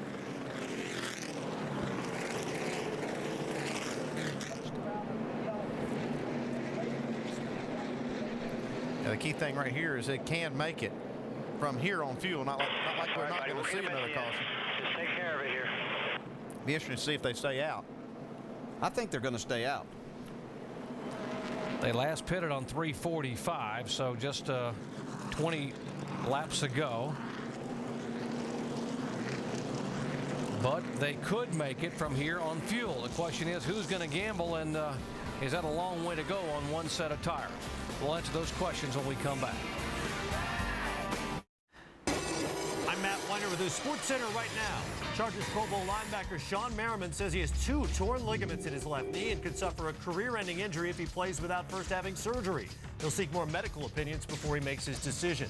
And a scare for the Giants tonight. Defensive end Osi Umenyiora left their preseason game on a cart with a knee injury. He said it locked up. He'll be reevaluated tomorrow. Details on Sports Center after the race. Yeah. Under caution here for the 6th time tonight in the Sharpie 500 Bristol Motor Speedway. The leaders did indeed stay on the racetrack, but the cars on the lead lap from 9th on back, 9th to 15th, have been on pit road for stops.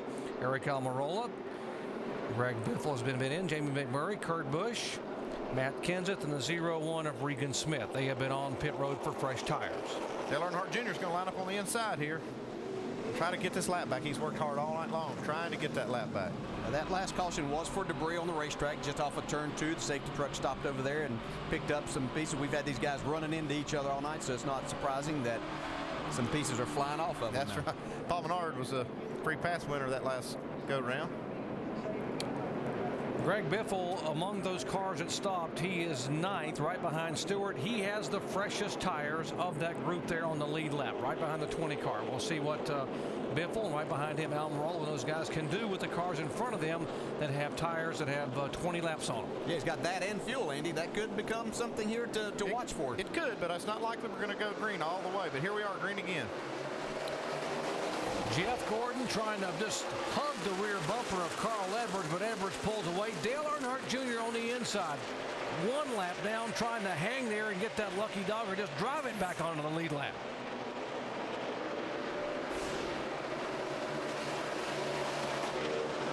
Kyle Busch right back to the bottom of the racetrack again. 25, he's better, and then after that, you guys are the same. Lap 1 through 10, I think you can get him. 10-4, well, we're having fun, that's for sure. Carl Edwards having fun. That's good to know. We're having fun watching him. Yeah, he had a lot of fun getting that. All right. Man, that thing got out from under him. He was trying to drive it hard down in there and get up beside of Kyle Busch. He knows if he can pin him down there a little bit that it might be his chance to take the lead. Well, he is driving the wheels off that thing. Look at him just cranking that steering wheel, trying to get there. And he just has to do it now, because if he runs too many laps, this 18 car starts to pull away. Look at this. It's a great move. If he can get to that quarter and keep him from getting up and using the racetrack, that's his best shot. This might be his best shot right here. He may have to rub a couple of M&Ms off that quarter panel, but he's trying to get there. Kyle's not giving him any extra room. He knows if he can stay there just for another lap or two that he's going to be in good shape. Junior's sitting there watching all of this. Yeah, he's hoping both of them wreck so he can get the caution and get back on the lead lap. He's got a great view of this. He's got a good car in this run. This is his best shot at getting this lap back. Yeah. Shannon? Yeah, Dale Earnhardt Jr. has been unhappy with his car all night, guys. In fact, at one point, he told Tony Jr. just to cut the front clip off the car. That would be the only thing that would fix it. But he came down on the last pit stop, made an air pressure adjustment. Now, he says the car is good. He said, I like this car. So Dale Earnhardt Jr. right now fighting to stay as the first car one lap down. Let me see. Cut the front clip off or change the air pressure. I think I'll go with the air pressure. That's a little easier adjustment tonight here. That would be a these drivers, stop. how about that? Yeah. Great battles here. The guys with fresh tires. The 8 Eric Almirola had been on pit road with fresh rubber. There's Biffle. Almirola has gone by Biffle since the restart. Yeah, Biffle and Clint Boyer, who didn't stop to get tires there. We see these fresh tires coming into play right here. That 8 car, very impressive job. He came from starting back in the 20s and has done an extremely good job all night long. Yeah, He's got the paint rubbed off a little bit on the right side, but you expect that when you come to Bristol. Tony Gibson and those guys doing a great job with the 8 car. Mike.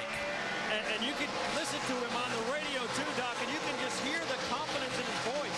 Extreme poise. You would never know he has such little experience here. Really, the only thing he's complained about with this car is being a little bit tight, but that's pretty much what everybody's complaining about tonight. Yeah, we're going to watch him drive this car, I believe, in this run, unless we have a caution here very shortly. We're going to watch him drive this car up into the top 5, Andy, with those new tires. That's definitely going to play into his hands, because these fresh tires are, you can see how he's made ground. He's making ground on Tony Stewart. He's getting close to the top 5 already. He's in 8th spot.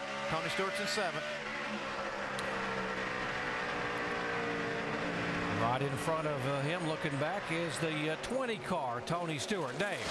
And all night long, the feedback to Zipadelli on top of the pit box is, I need to roll the center better. Interestingly, following final practice, Greg told me what they worked on for changes was the entry and the exit, because the middle had been so good. But it seems to be biting him now all night long. And even though Tony still runs in the top 10, currently 7th, unless Almirola gets by him, he's been fighting that center of the corner. Tony's joined that long list of people that's had a hard time going past Juan Pablo Montoya tonight, even though he's not made a lot of friends.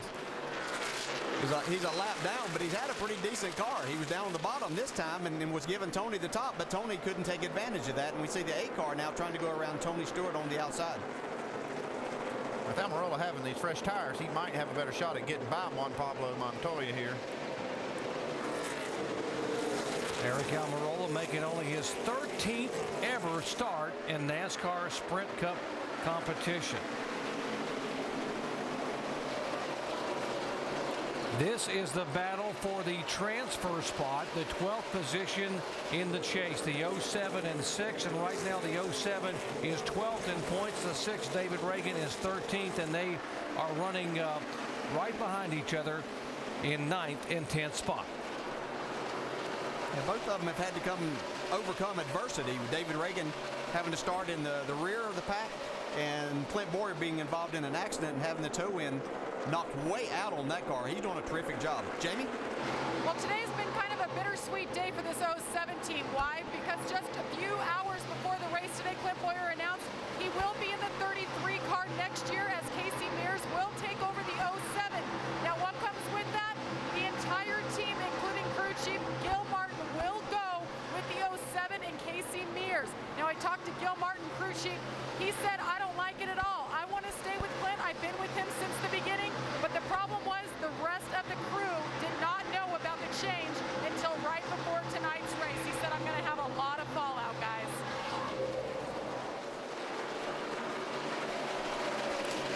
Clint Boyer trying to focus on getting this car in the chase. Last night he was trying to focus on holding on to a points lead and winning the NASCAR Nationwide Series title.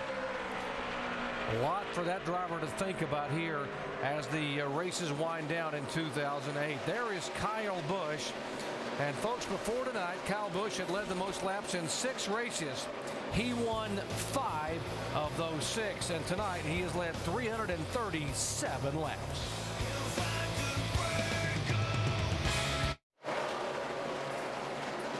Next week, we head to Auto Club Speedway in Fontana, California. Jeff Gordon leads all drivers with 3 Auto Club Speedway wins.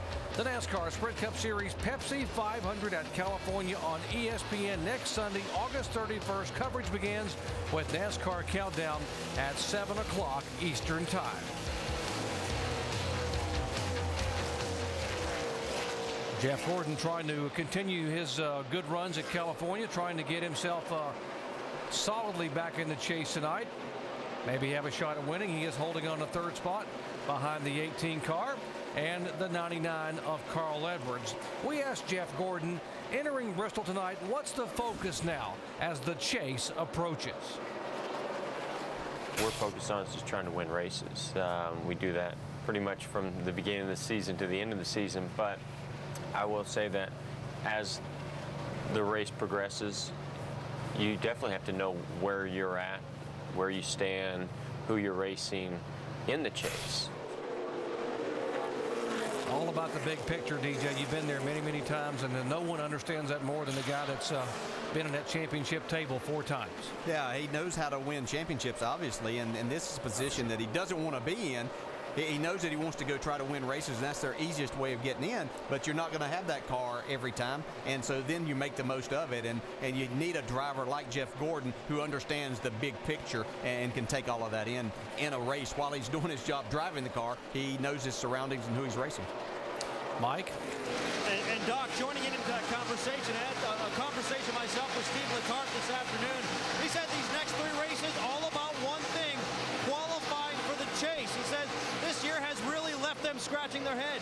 He said despite the fact that they scored 30 top 10s a year ago, had 6 victories, they've worked twice as hard this year. In fact, they went testing 22 times as opposed to just 10 times a year ago.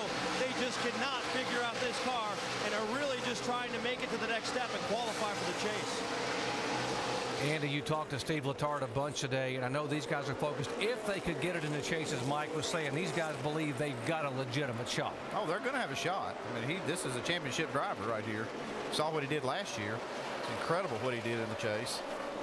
But Steve said that the problem is this car has really is changed and thrown a curve to this Hendrick team. They used to be able to run close to the same setups when they could do different things with the bodies because the drivers like something different. But now he says that the 48 and 24 can't run anything close to the same setup. Kyle Busch still showing the way here, 91 laps to go. By the way, for you Casey Kane fans, the news is not good. He is done for the night, and he will record a 40th place finish. So Jeff Burton in 42nd, Casey Kane in 40th. Not a good evening, 2 weekends in a row for Casey Kane. Well, what about there's the 9 car? And just not enough time to make the repairs to getting back on the racetrack. They're just going to try to fix it to be able to get it back in the hauler and head home.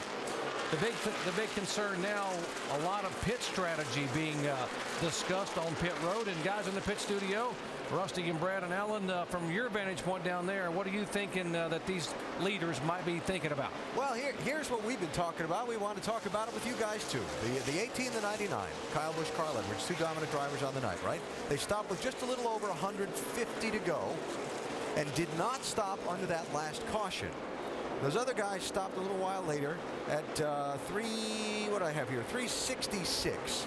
Now, they could maybe make it to the finish on fuel, but Andy and Rusty, Brad, and DJ, here's what I was thinking. Remember early in the race when we had the long green flag runs and you got to about 100 laps and somebody'd wear that right front tire out from the brake heat? Yeah.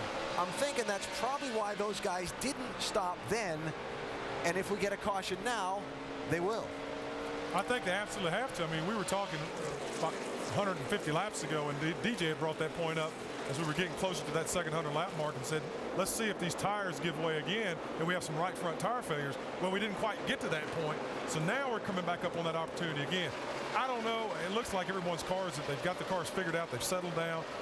Kyle Busch is stretching out a nice run. Carl Edwards running hard for about 10 laps there. He's falling back into place.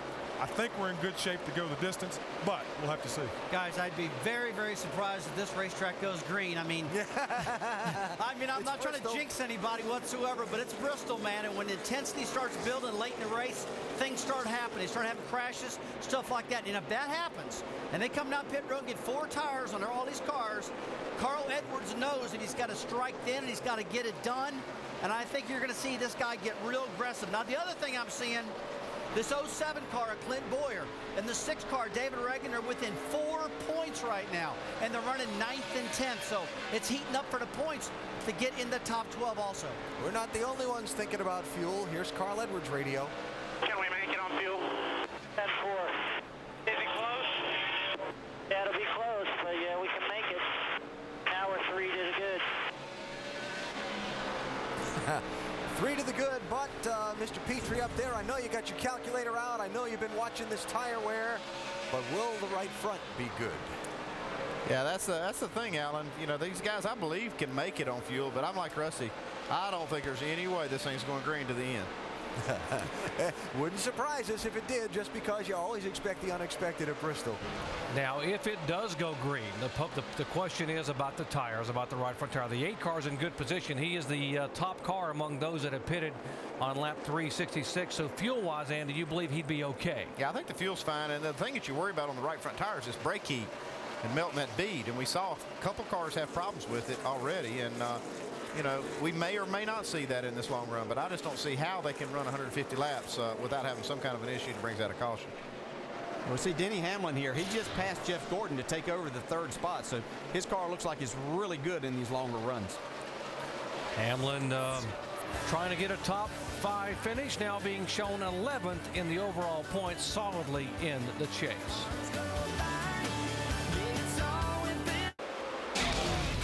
The NASCAR Sprint Cup Series from Bristol, presented by Pennzoil Platinum Full Synthetic, our ultimate clean, your ultimate feeling. And in part by the Home Depot, NASCAR's home improvement warehouse. A full house tonight here in Thunder Valley, watching Kyle Busch just hang on to the lead all night long. He took the lead at lap 55. We're at lap 432 now. He hasn't given it up yet. David Reagan started in the back in a backup car, moved himself up to the 10th spot tonight. Great job for Reagan, and some of the point guys have had good nights. Some of the point guys have had bad nights. Some have had bad nights they've made into good nights, like Clint Boyer, who got into a wreck earlier and come back and is running in the top 10. 8th spot right now. Casey Kane in a wreck, done for the night, and Casey's going to finish 40th tonight. So, Rusty, Brad, what is the record for the most laps led by a single driver in a 500-lap Cup race here at Bristol? Man, I don't have a clue. Bristol, I don't know. Give me a guess. Come on. I will say 350 Nah, laps. you're not even close. Kyle Busch has led 379 tonight. Cale Yarborough led all 500 laps here. Wow, Cale Yarborough Invitational. Back in 1973. Were you in that race, Rusty? He was a man. I was not in that race. I wish I was, though. What a heck of a guy. Doc, did you know that? You probably did. You study all those things. Oh, boy. I remember when I was a wee baby watching that one. Yeah, you believe that, don't you? 1978. In fact, this is the fewest leaders they have had since the record back in 1978. They had 3 leaders back then. Cale Yarborough did it, by the way, in March of 1973. Imagine leading all 500 laps here at Bristol. That's pretty incredible. That's amazing. It's even more amazing to watch Kyle Busch with the competition this day and time. Dave? Guys, remember what happened to Kyle in the spring race here? He blew the power steering on that car on lap 295, had to drive the last 205 laps without it.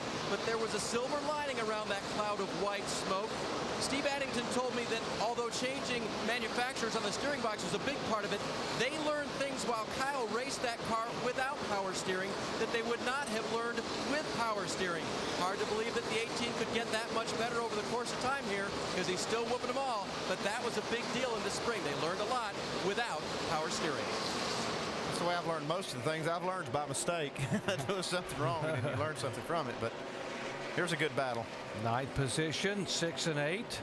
Almirola with the fresh tires. David Reagan.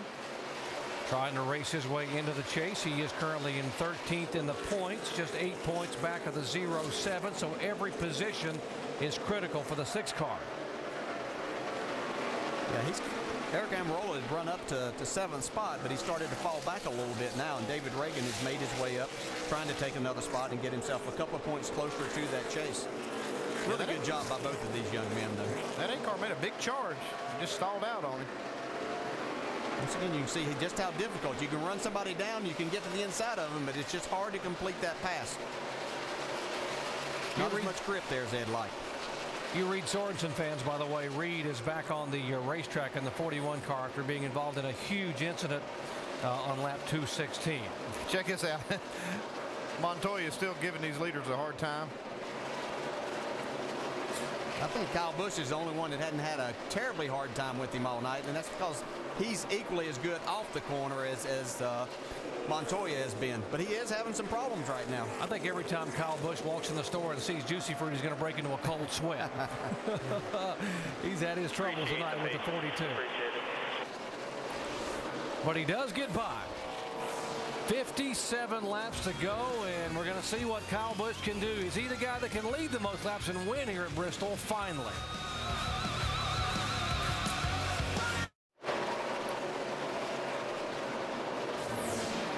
Now less than 50 laps remaining here in the Pennzoil Platinum NASCAR Sprint Cup Series event at Bristol, Tennessee. Now the question is fuel mileage and caution flags, and now there's debris on the racetrack, and that will certainly help this guy and some of the guys who were just a moment ago discussing on the radio what they were going to do and maybe how short they were going to be on fuel. Yeah, these guys are going to have to pit for tires anyway right here because there's 50 laps, 49 laps to go. If they didn't get tires, they'd be a sitting duck. Yeah, and even those guys that came in a while ago and got tires, they're going to have to come get tires. Somebody may try to get 2. Not sure about the 18, but the 11 is a gallon and a half short, so he probably is too. So if a caution comes out, we're pretty sure they're going to stop. So let's just decide what we want to do, you know? Ben? Well, they got to decide. What do you do? Oh, they're coming down pit road. I don't think they have any choice. He's going to be a sitting duck if these guys, all of these guys are going to come get tires, I would think. And then we'll see if Carl can do something he hasn't been able to do tonight in the last 398 laps, and that's handle the 18 car. Carl and everybody else, nobody's passed him all night, so that's quite a chore. And Carl is certainly giving him a run, and remember, he has to get it right away. Okay, and pit road is open right here. Here they come.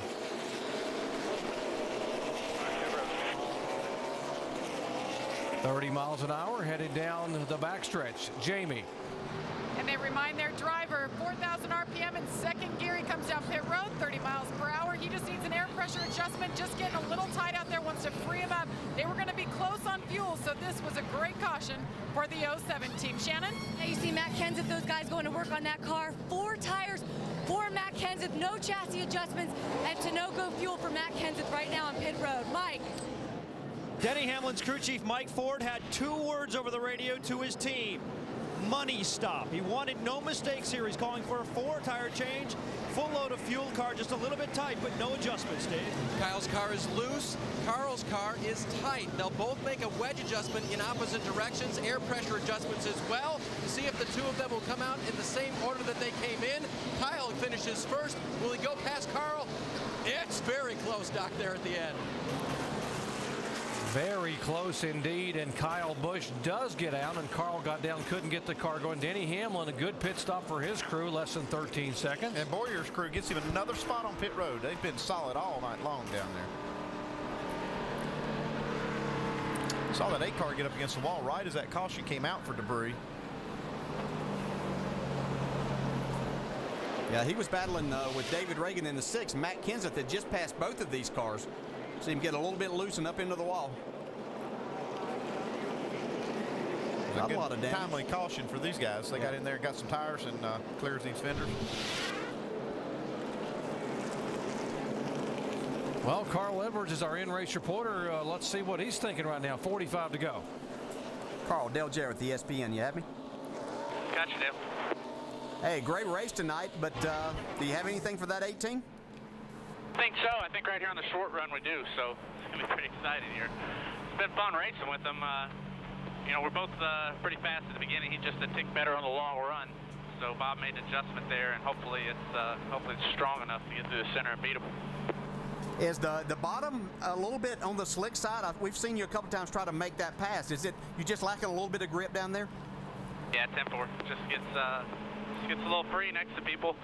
But I think we're good, man. I think this could be pretty exciting. All right, show us some excitement, buddy. Good luck.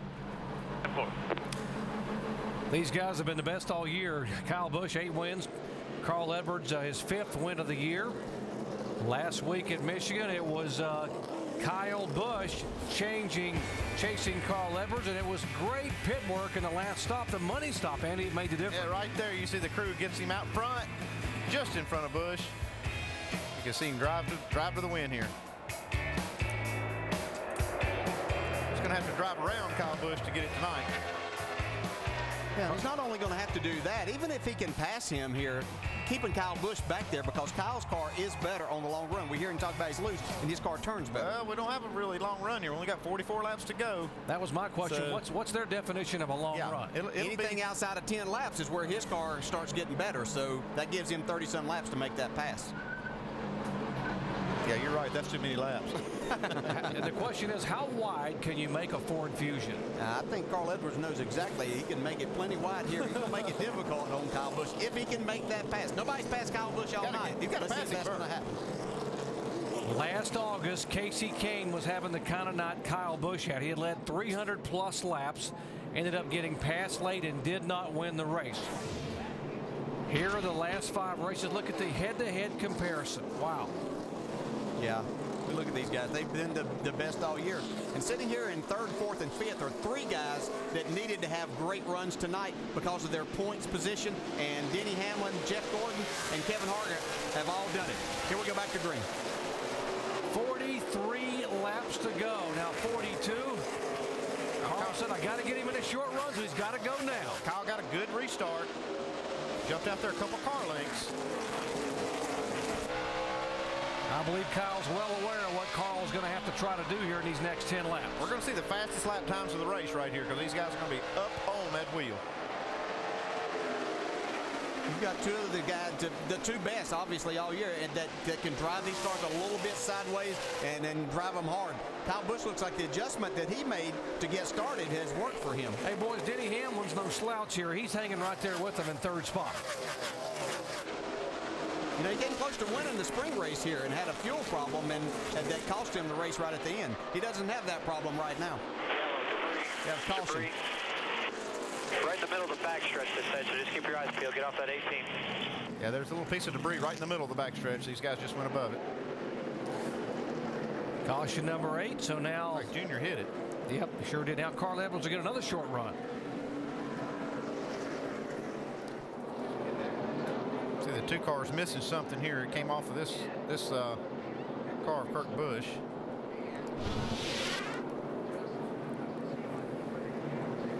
There, right there, yeah, these guys had a patch on that right or left front fender. He was the first car a lap down. Even though a piece came off of his car, does he get the free pass here? Can I get back to you? You can't run next door and talk. No. Yeah, they're going to, NASCAR will look at the video and determine as he heads down pit road. He had a hole right there in that bumper, and that was a cover they put over it.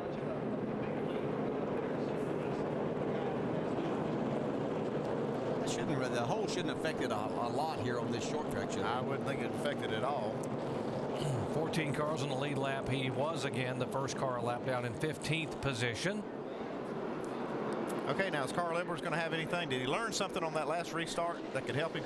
You know, it'd be interesting to see, but it looked like, you know, Kyle Busch and them maybe adjusted their car for that shorter run, made it a little bit better there. But is that going to hurt him as he runs on then? Generally, if you're tightening it up, then that means you could get a little bit tighter as you go on. What do you think? Yeah, it could be. You know, we heard him talking about that, and he said if we have a short run, I need to be a little tighter. And he was really good in that short run, the best we've seen all night. Carl seemed pretty confident, though, that he was going to be able to get up there and battle him, so he might not have shown him everything right there. He almost made the pass once before on the outside. If you were Carl Edwards, was that where you would go? Because, I mean, obviously Kyle's not going to give you much downstairs. He needs to get up top. I think that's where he needs to be, is on the outside. If he could ever get position on Kyle on the outside. Dave? With Steve Addington right now, this has been fun for us to watch. What are these last few laps going to be like for you? Nerve-wracking. I mean, we got going to be about 35 to go here. We'll try to get this M&M's Toyota Camry in victory lane for these guys. This pit crew's been awesome. This whole race team, man, from that stuff starts at the shop, and everybody back there in the fab shop, the CNC, the motor shop, everybody works hard on this race team, and this is the results of it when you put Kyle Busch in his seat. You've seen a quick run with that change. Did that help on the short run?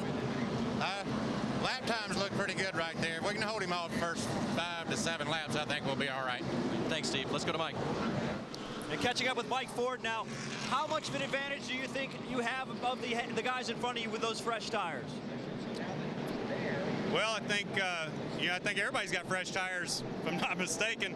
I don't think we have an advantage at all. So we'll see how it goes here. I think the longer we can run, the better our car is. That's Mike Ford. Fresh rubber up front. The question is, who's got what? Carl Edwards said he's got to get it done in short run, and you guys define that as less than 10 laps. So. And as you said, Andy, the only shot he had before was he almost got it done up high when he got up in that high groove, because Kyle wasn't going to give him anything on the inside. Kyle's not giving him anything on these restarts either. And it's your time. Get after him. Carl's got to be ready to go here. We see Dale Jr. back on the inside once again. He is 2 laps down at this. Well, now he's been showing 1. I'm looking at the scoring monitor. Be 34 to go this time. Pace car pulls away. Let's see if Carl can stay right on the rear deck of that Toyota. The lap cars weren't a factor as they got through that. That's what you really want on the restarts here, to be able to get down into that corner. Now we'll see Carl goes in a little bit higher, trying to get that run off the corner, get back to the bumper of this 18. Able to close in here. Well, he cut that corner off and put those left side tires right down on the edge of the apron again here in 3. Kyle Busch just gets such a good bite off the corner. That's why Carl hasn't been able to pass him on the high side either, is because Kyle can get that run off the corner and just clear him as they get up on the straightaway. Uh-oh, Kyle. Just a little here he goes.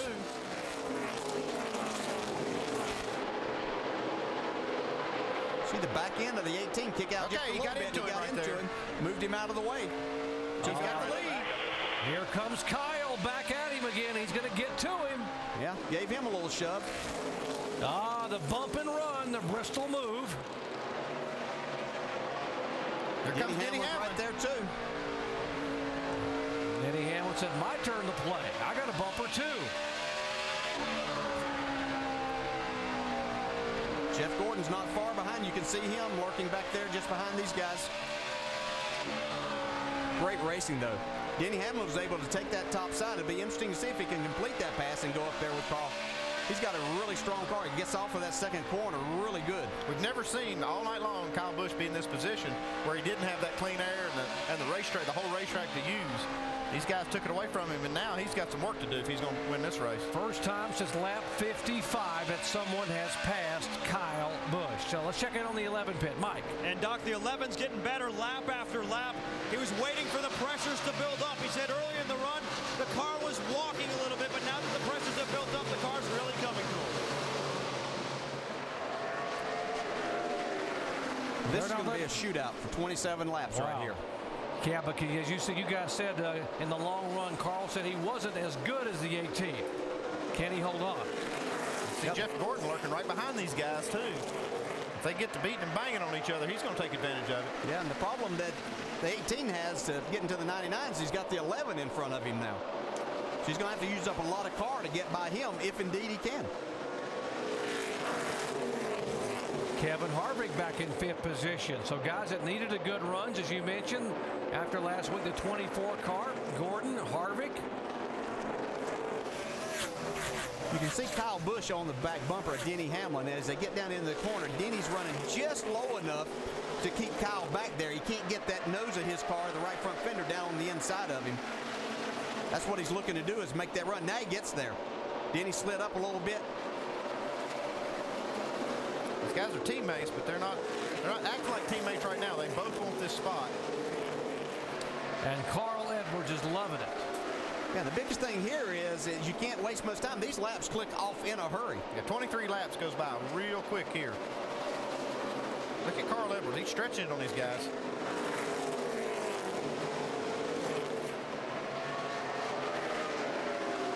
Kyle Busch might try the high side here.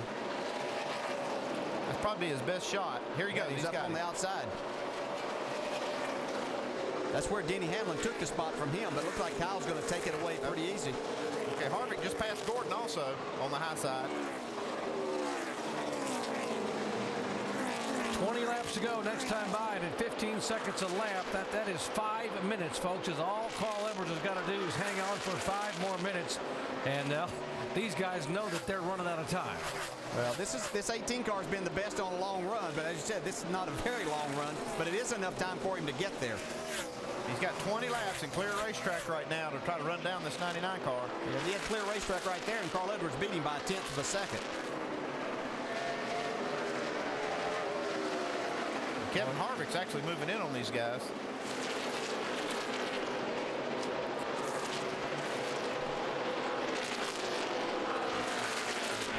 There's Harvick's view of the battle for second spot, Busch and Hamlin. Dale, I'm like you. I think they made an adjustment on this 18 car to make it better in a short run, and it really hurt the long run on this car. Yeah, I don't know if I would have messed with it too much, because even on the short run, Carl wasn't able to get around them, and they were clearly the better car in the longer run. But that's a chance that you take. I'm sure they didn't make much of an adjustment, but between the adjustment and maybe this set of tires, it's just not what Kyle wants. Yeah, on that pit stop, they said Carl was tight, but Kyle was loose, and they adjusted both cars, and obviously Carl got the better of those two adjustments. Yeah, he continues to be the faster car of this group. Kevin Harvick is fast. He's caught these guys. We told you earlier in the night that the driver who has led the most laps here has failed to win the last 5 races. Tony Stewart was the guy 3 times, and now Kyle Busch. I kept hearing you say that, and I'm like, well, this is not going to work out for him tonight, but lo and behold here. Well, I wasn't trying to jinx Kyle Busch by any means. I was just trying to state the facts, as Sergeant Friday would say. Yeah, it's 1.7 seconds is the lead right now, and you know, in some other places that's not very far, but on this short racetrack, that's a lot of room that's going to be hard to make up.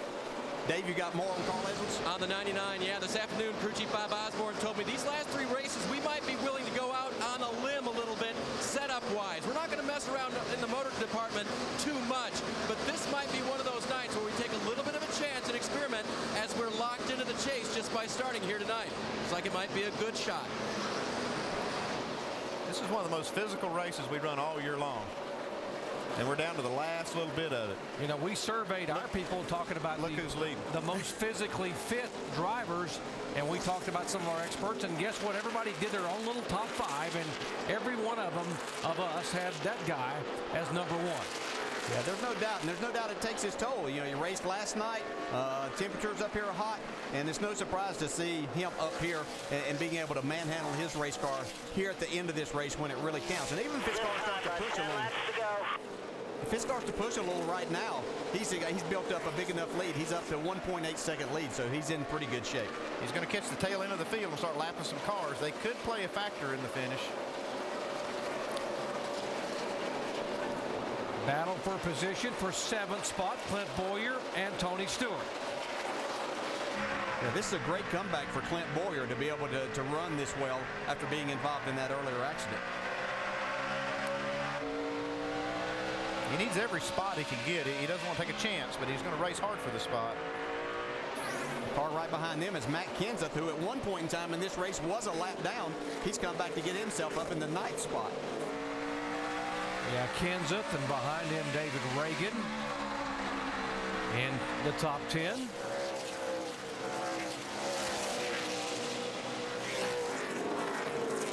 Right now, Kyle Busch would love to see a caution to have one more shot at Carl Edwards.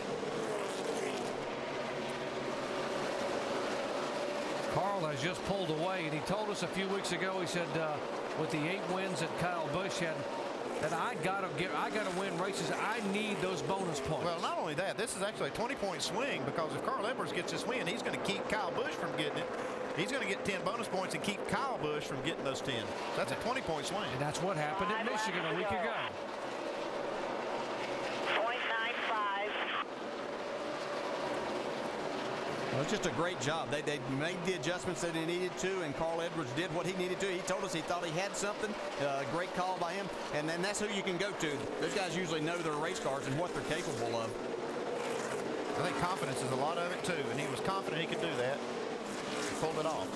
Just a remarkable performance after Kyle Busch had led from lap 55 until the restart here, and Carl Edwards up on the wheel, able to go by. Yeah, the good thing for him, you talked about catching his traffic, Andy, is that it's pretty much single file. There's not a lot of double file racing back there, so he's able to keep his car right on the bottom, and these guys are giving him a lot of room. One thing that happens late in the race, these guys just give the leader plenty of room not to affect the finish.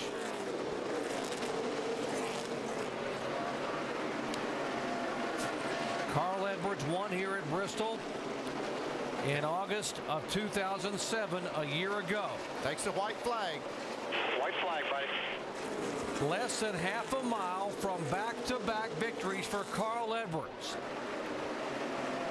Down the back straightaway, got a hammer in turn 3, got some traffic in front of him, and Carl Edwards will come down and win for the second time in his career in Bristol, Tennessee. Kyle Busch is going to finish second, Denny Hamlin third. Oh, awesome race. Kevin Harvick comes across fourth, Jeff Gordon in fifth. Those guys really needed good runs, and they were able to make good nights of that for points. Yeah, Cled Boyer getting a top 10 finish in seventh. You did a great job today. Awesome day. Carl Edwards mathematically locked in. Getting a little nudge here from Kyle Busch. I don't know what's going on there. They're pushing and shoving a little bit over there. I don't know what that was all about. Now the 18's going to try to run him down. Well, that would have been the little push. NASCAR's calling the 18. Watch this, guys. Here comes the 18, and he is not done yet. They have called him to the NASCAR hauler. Yes, he is. He's coming down the pit road. I guess he didn't like the way he got past. Yeah, that's racing at Bristol. I don't think anybody saw anything wrong with what Carl Edwards did there, except for Kyle Busch. He's not very happy about it, and that's always the case. You're going to have one guy that's not. We talked about this in the pre-race. Rusty was talking about it.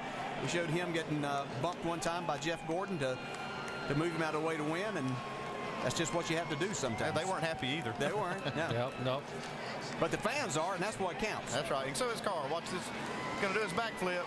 Yep. What do we call it? The signature somersault from Carl Edwards. He has done it 5 times. Now make it 6. 500 laps and then do a backflip. And that's an athlete right there. And oh, by the way, in his career, mark it down, Concrete Carl, his 9th win in NASCAR on concrete.